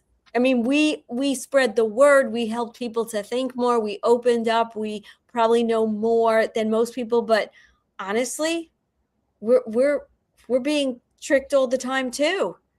Yes. Exactly. Yeah, they've used us. The White Hats used us through the Q drops, but I don't hold any grudges against them for that, because we were part of this operation to steer it in a certain direction, to steer the enemy in the wrong direction. And it's a beautiful, beautiful thing. Yeah. It is. We've definitely been humbled. Yes. Yeah, definitely. Without a doubt. Crazy. And the fact that they left clues for people like Stormy Joe and others to be able to decipher, to show that, yes, indeed, this is real and they are working for the good and such, you know, to try to keep people's morale up. You know, I everybody plays a role, but I get such it gives me such peace watching Absolute Storm, because they so precisely put things together, and you can see exactly how they get there in real time, and it's real. This operation is real, and it's amazing, and it's greater. I mean, we're living in one of the greatest time in history, and it's hard to wrap your arms around it. Yeah. But it is. I mean, it's the most astounding time to be alive. And from what I understand, we all signed up for this, right? We wanted to be a part of it. Going back to that cool. 60,000 secret army, right? Yeah. Tricia was talking about earlier. Trump always had 40, 50, 60, 70,000 people at his rallies. Turn around, turn the cameras around, show how many people are here, you know, and the people that couldn't get in and all this sorts of stuff. That rally at Butler, where Trump got shot in the ear allegedly, there was only 10,000 people there. Wouldn't it be easy to take 10,000 people out of that 60,000 secret army, dress them all up as patriots, and stage that whole thing? Mm-hmm. Right? And, you know, the fireman, but a fireman got shot. We all saw it. Well, he collapsed, and they pulled his body out of there as quick as they took Charlie Kirk's body out, right? And the two things about that, they had at Trump's next rally, they had a tribute for him in one of the stands where no one could sit. And it was just his chair with his jacket hanging over the back of it. Yep, and that's they did right. the same at the CPAC conference as well, I think. And his name was Comparatori 13 letters in his name, but they missed an A out. It only had 12 letters in it. No one ever mentioned it. The media never mentioned it. Why did you spell his name wrong? Yeah, I know. yeah. Crazy. And going back to Pence, it may not be either or. He may not be a good guy. He may not be a bad guy. He might have been a bad guy who they white-mailed, and he became a good guy, but he still committed crimes, so he's technically a bad guy. Like, we don't know. Yes. Even if that was the real Pence at the time, because they also changed his name, didn't they? Everyone started calling him, or his Air Force 2, or the plane he used to fly, and they changed it to Sam 239, didn't they? Something like that. Yeah.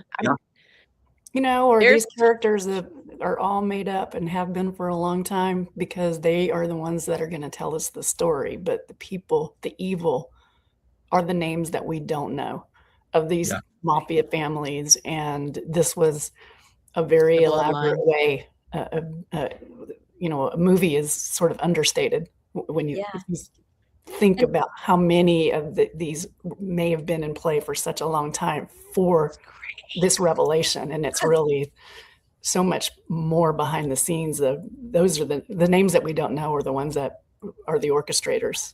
And we had foreshadowing, because in the early 80s, Trump was already working with the FBI to take down the New York mafia. But we all know that it doesn't end in New York. You know what I'm saying? Like, the tentacles go far and wide. So what is that saying, right? 1980, whatever that was. And you watched the 4-part of Charlie Freak, 16 hours it is, 4 parts of 4 hours, talking about Trump and take down the mafia and how he had to get inside and how he had to go bankrupt and accept money off these people for them to believe they had some sort of control over him. I think it all built up, didn't it, to that it was the Al Smith dinner when Trump came out and just roasted them all, and they thought, he's not us. You know, it's really funny. If anybody I was always very interested in the mafia and read books and every single movie and documentary, and right, there's a lot of people that we've known, growing up in New York and stuff like that. But I read Sammy Gravano's book in 1998, and if you don't know who he is, he was the second in command to John Gotti. And he wrote this book, and supposedly he wrote it with the 2 FBI agents that were with him when he decided to turn. And these guys in the book are talking about him like he's the second coming. They're like, oh, Sammy this and Sammy that. Anyway, Sammy is giving examples of how they were able to control people and control industries. And he keeps he refers to Donald Trump. He'll go, for example, say there's a builder who's trying to build a building and he needs his concrete. Say it's Donald Trump. I'm not saying it's Donald Trump, but I'm just saying it was Donald Trump. And he was like doing all those references. And I just giggled because being from New York, we already knew Donald Trump very much. And before he was really on the national scene, it was like, oh my God, that's so funny. But right? We don't know. Yes. And he turned state's evident, he turned against. And I got to imagine that Sammy was probably grew up, because he grew up in the neighborhood. A lot of people know, I'm sure he wasn't working with them from a young age. He was a thug, but when he did, who knows who was on that team? Yes, most definitely. I mean, and those are the things I wonder how much we're going to learn, as years go on. I mean, is there going to be a giant playbook we're going to be able to go back and see and that they'll give us? I mean, because they know we've been speculating the hell out of all this stuff for so long. It's really they probably look at us the way we look at normies. Do you know what I mean? They're probably like, oh, these poor people, they think they know this and they think they know that, and they're going to be so surprised with it, right? They probably look at us like a great point. Do you think that 4POG has like an office pool going on? Yeah, probably. Or bingo cards on us? They seem like they have a good sense of humor. Yeah, I would have thought so. It's just definitely. It's all. What a time to be alive, eh?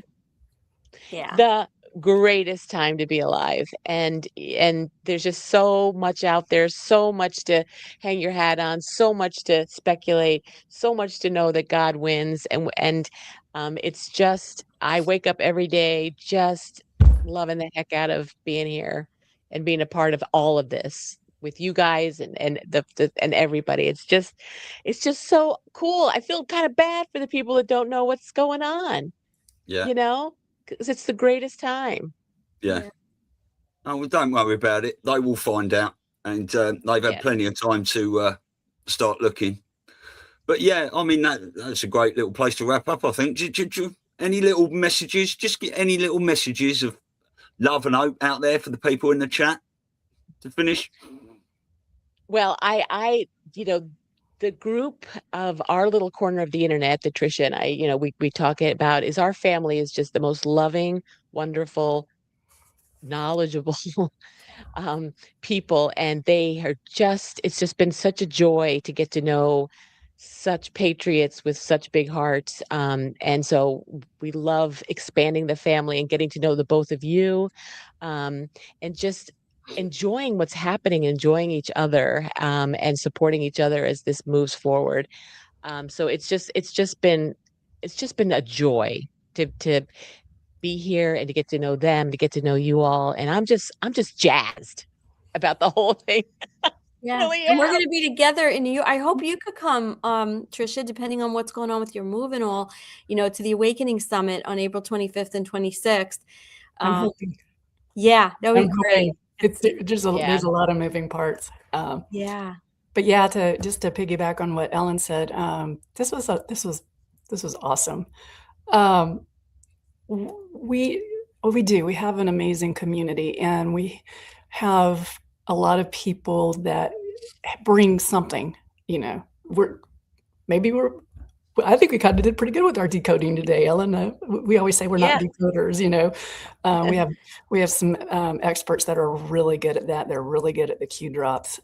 Really, really smart people that have been doing this way longer than we have. But we also noticed that there were plenty of people out there that were in the chats that wanted to be a part of something and wanted a community. And that's really why we did Labor of Love, is to elevate and amplify the people that are out there, and they're either dying to have somebody to talk to and to relate to. And, they're doing that in the chat, and there's people in there that are helping to be more engaging and saying hello to new people and making them, feel welcomed. And so that's why we started Labor of Love, is just to embrace those people and to bring them into the community in a way that's comfortable for them. Maybe get them a little bit, take another step, maybe you want to come on, or whatever it is that you want to do. We want to help tell other people about that specialty that you bring, because that's going to encourage other people. We're hearing more and more from other people. They're like, I want to do something. I want to be a part of something. I'm not ready to be a podcaster, but there's so much that you can do.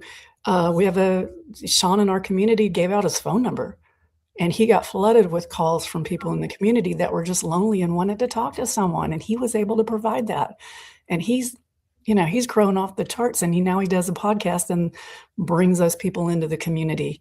But he still continues to get phone calls. And then you know what he does there? He networks. He's like, oh, you might want to go and talk to so-and-so. And then he's passed several people over to me to say, oh, this person wants to talk to you, or you guys have a lot in common. So he's been that kind of a networker. And there's so many people that he's talked to that have been very, very, very depressed because they've been in a dark silo, and they feel so alone. And it makes a night and day difference just to help that one person, or call that one person, or for somebody else to take that person's call. So that's I just wanted to expand, because we have so many beautiful people, and we love the chat. It is a skill that I'm certainly think I'm giving hats off to all the podcasters out there that can still they can juggle all of it and comment, and we still want to be engaged and to do that, but we're also focused on being a guest or interviewing guests. And I'm like, oh, this really does take a lot of talent and skills. Thank you again for having us. I wanted to say one thing. I just want to say that's a perfect time to say that obviously this Saturday coming, Elisa and I will be doing our Saturday family chat. Now, anyone in the chat can come on a Friday evening, probably, or Saturday morning. I will make the post in my Telegram channel, on the Instagram channel. It will go, I will load the Rumble up. Anyone can come in and StreamYards. We're on for 2 hours, 3 o'clock. Great. GMT time, 10 o'clock in the morning, and we have a few people coming on. It's nice, and plenty of people in the chat. I'd like to say come on, and if there's 10 of us in there, everyone will get 10 minutes each. If one person comes on, you can chat the whole show. You can watch some of our older shows. But I just want to say one thing, and this is perfect, right? Little for what we were saying earlier from Wendy. Bush's funeral, Pence's wife got the envelope. Exactly, right? It says follow the wise and stuff. But if I had 8 swamp creatures in there, or 8 people that I wanted to get envelopes, but one of them was one of our good guys, or 2 of them were good guys, they'd get the envelopes as well. Yeah, it's so true. Great point. Oh, right? My God. So what I want to say is when, just getting back to Renee, he was saying like, what does this all mean? I said, listen, you have to realize that the fact that you are embracing truth and the willingness to look at stuff, you have already done a huge service, because your vibration is raising. And that's what this is all about, bringing us all, the whole earth, all of us, into a vibration of love and peace. Right. So, I said, you don't realize the importance of just this terrible time you're feeling right now and what it's doing. So so just like to everybody, I think that's everybody's just the energy that everybody puts out, even just, oh my gosh, being in the chat and sharing and supporting other people. So huge. We're all in this. We just have to remember, keep that frequency high, stay in a state of love and peace and gratitude, and we're moving up. Hold the line. Absolutely. Love, not fear. Where we go, when we go all. Yes. Absolutely. As Donald Trump just truthed out, the best is yet to come. Yes. Of course he did. Guys, we love you. Thank you for coming on, and we'll do it again soon, yeah? Yes. Brilliant. We would Thanks love everyone to. in the chat. Take care. We'll see you later. Please, some of you come on Saturday, because it'd be lovely to see your faces. And we'll just play you out with a little bit of RDS. What a great moment. See you later, guys. Cheers. Bye. We have it all. All of the illicit wealth in the world has been tracked by the National Security Agency for the past 15 years. We now know beyond a shadow of a doubt that Wall Street has stolen $100 trillion from Main Street with naked short selling. We also know that Wall Street has laundered $100 trillion in dirty money from trafficking in children and women and drugs and guns and gold. I can never tire of saying that 90% of the people in the U.S. government, the U.S. military, the U.S. intelligence community are good people trapped in a bad system. The secret intelligence community serves the deep state. It does not serve the American public. And CIA in particular has been doing torture, rendition and torture, drone assassination, regime change, helping to start wars based on lies, all because war and trafficking in humans and drugs and so forth are a profit center for Wall Street and the deep state. And once the president gets Benny into NSA and processes 100% of what we have at NSA, we have every single one of you by the balls. You cannot survive this. You have one out. The Truth and Reconciliation out is make the deal, motherfucker, or you are going to die.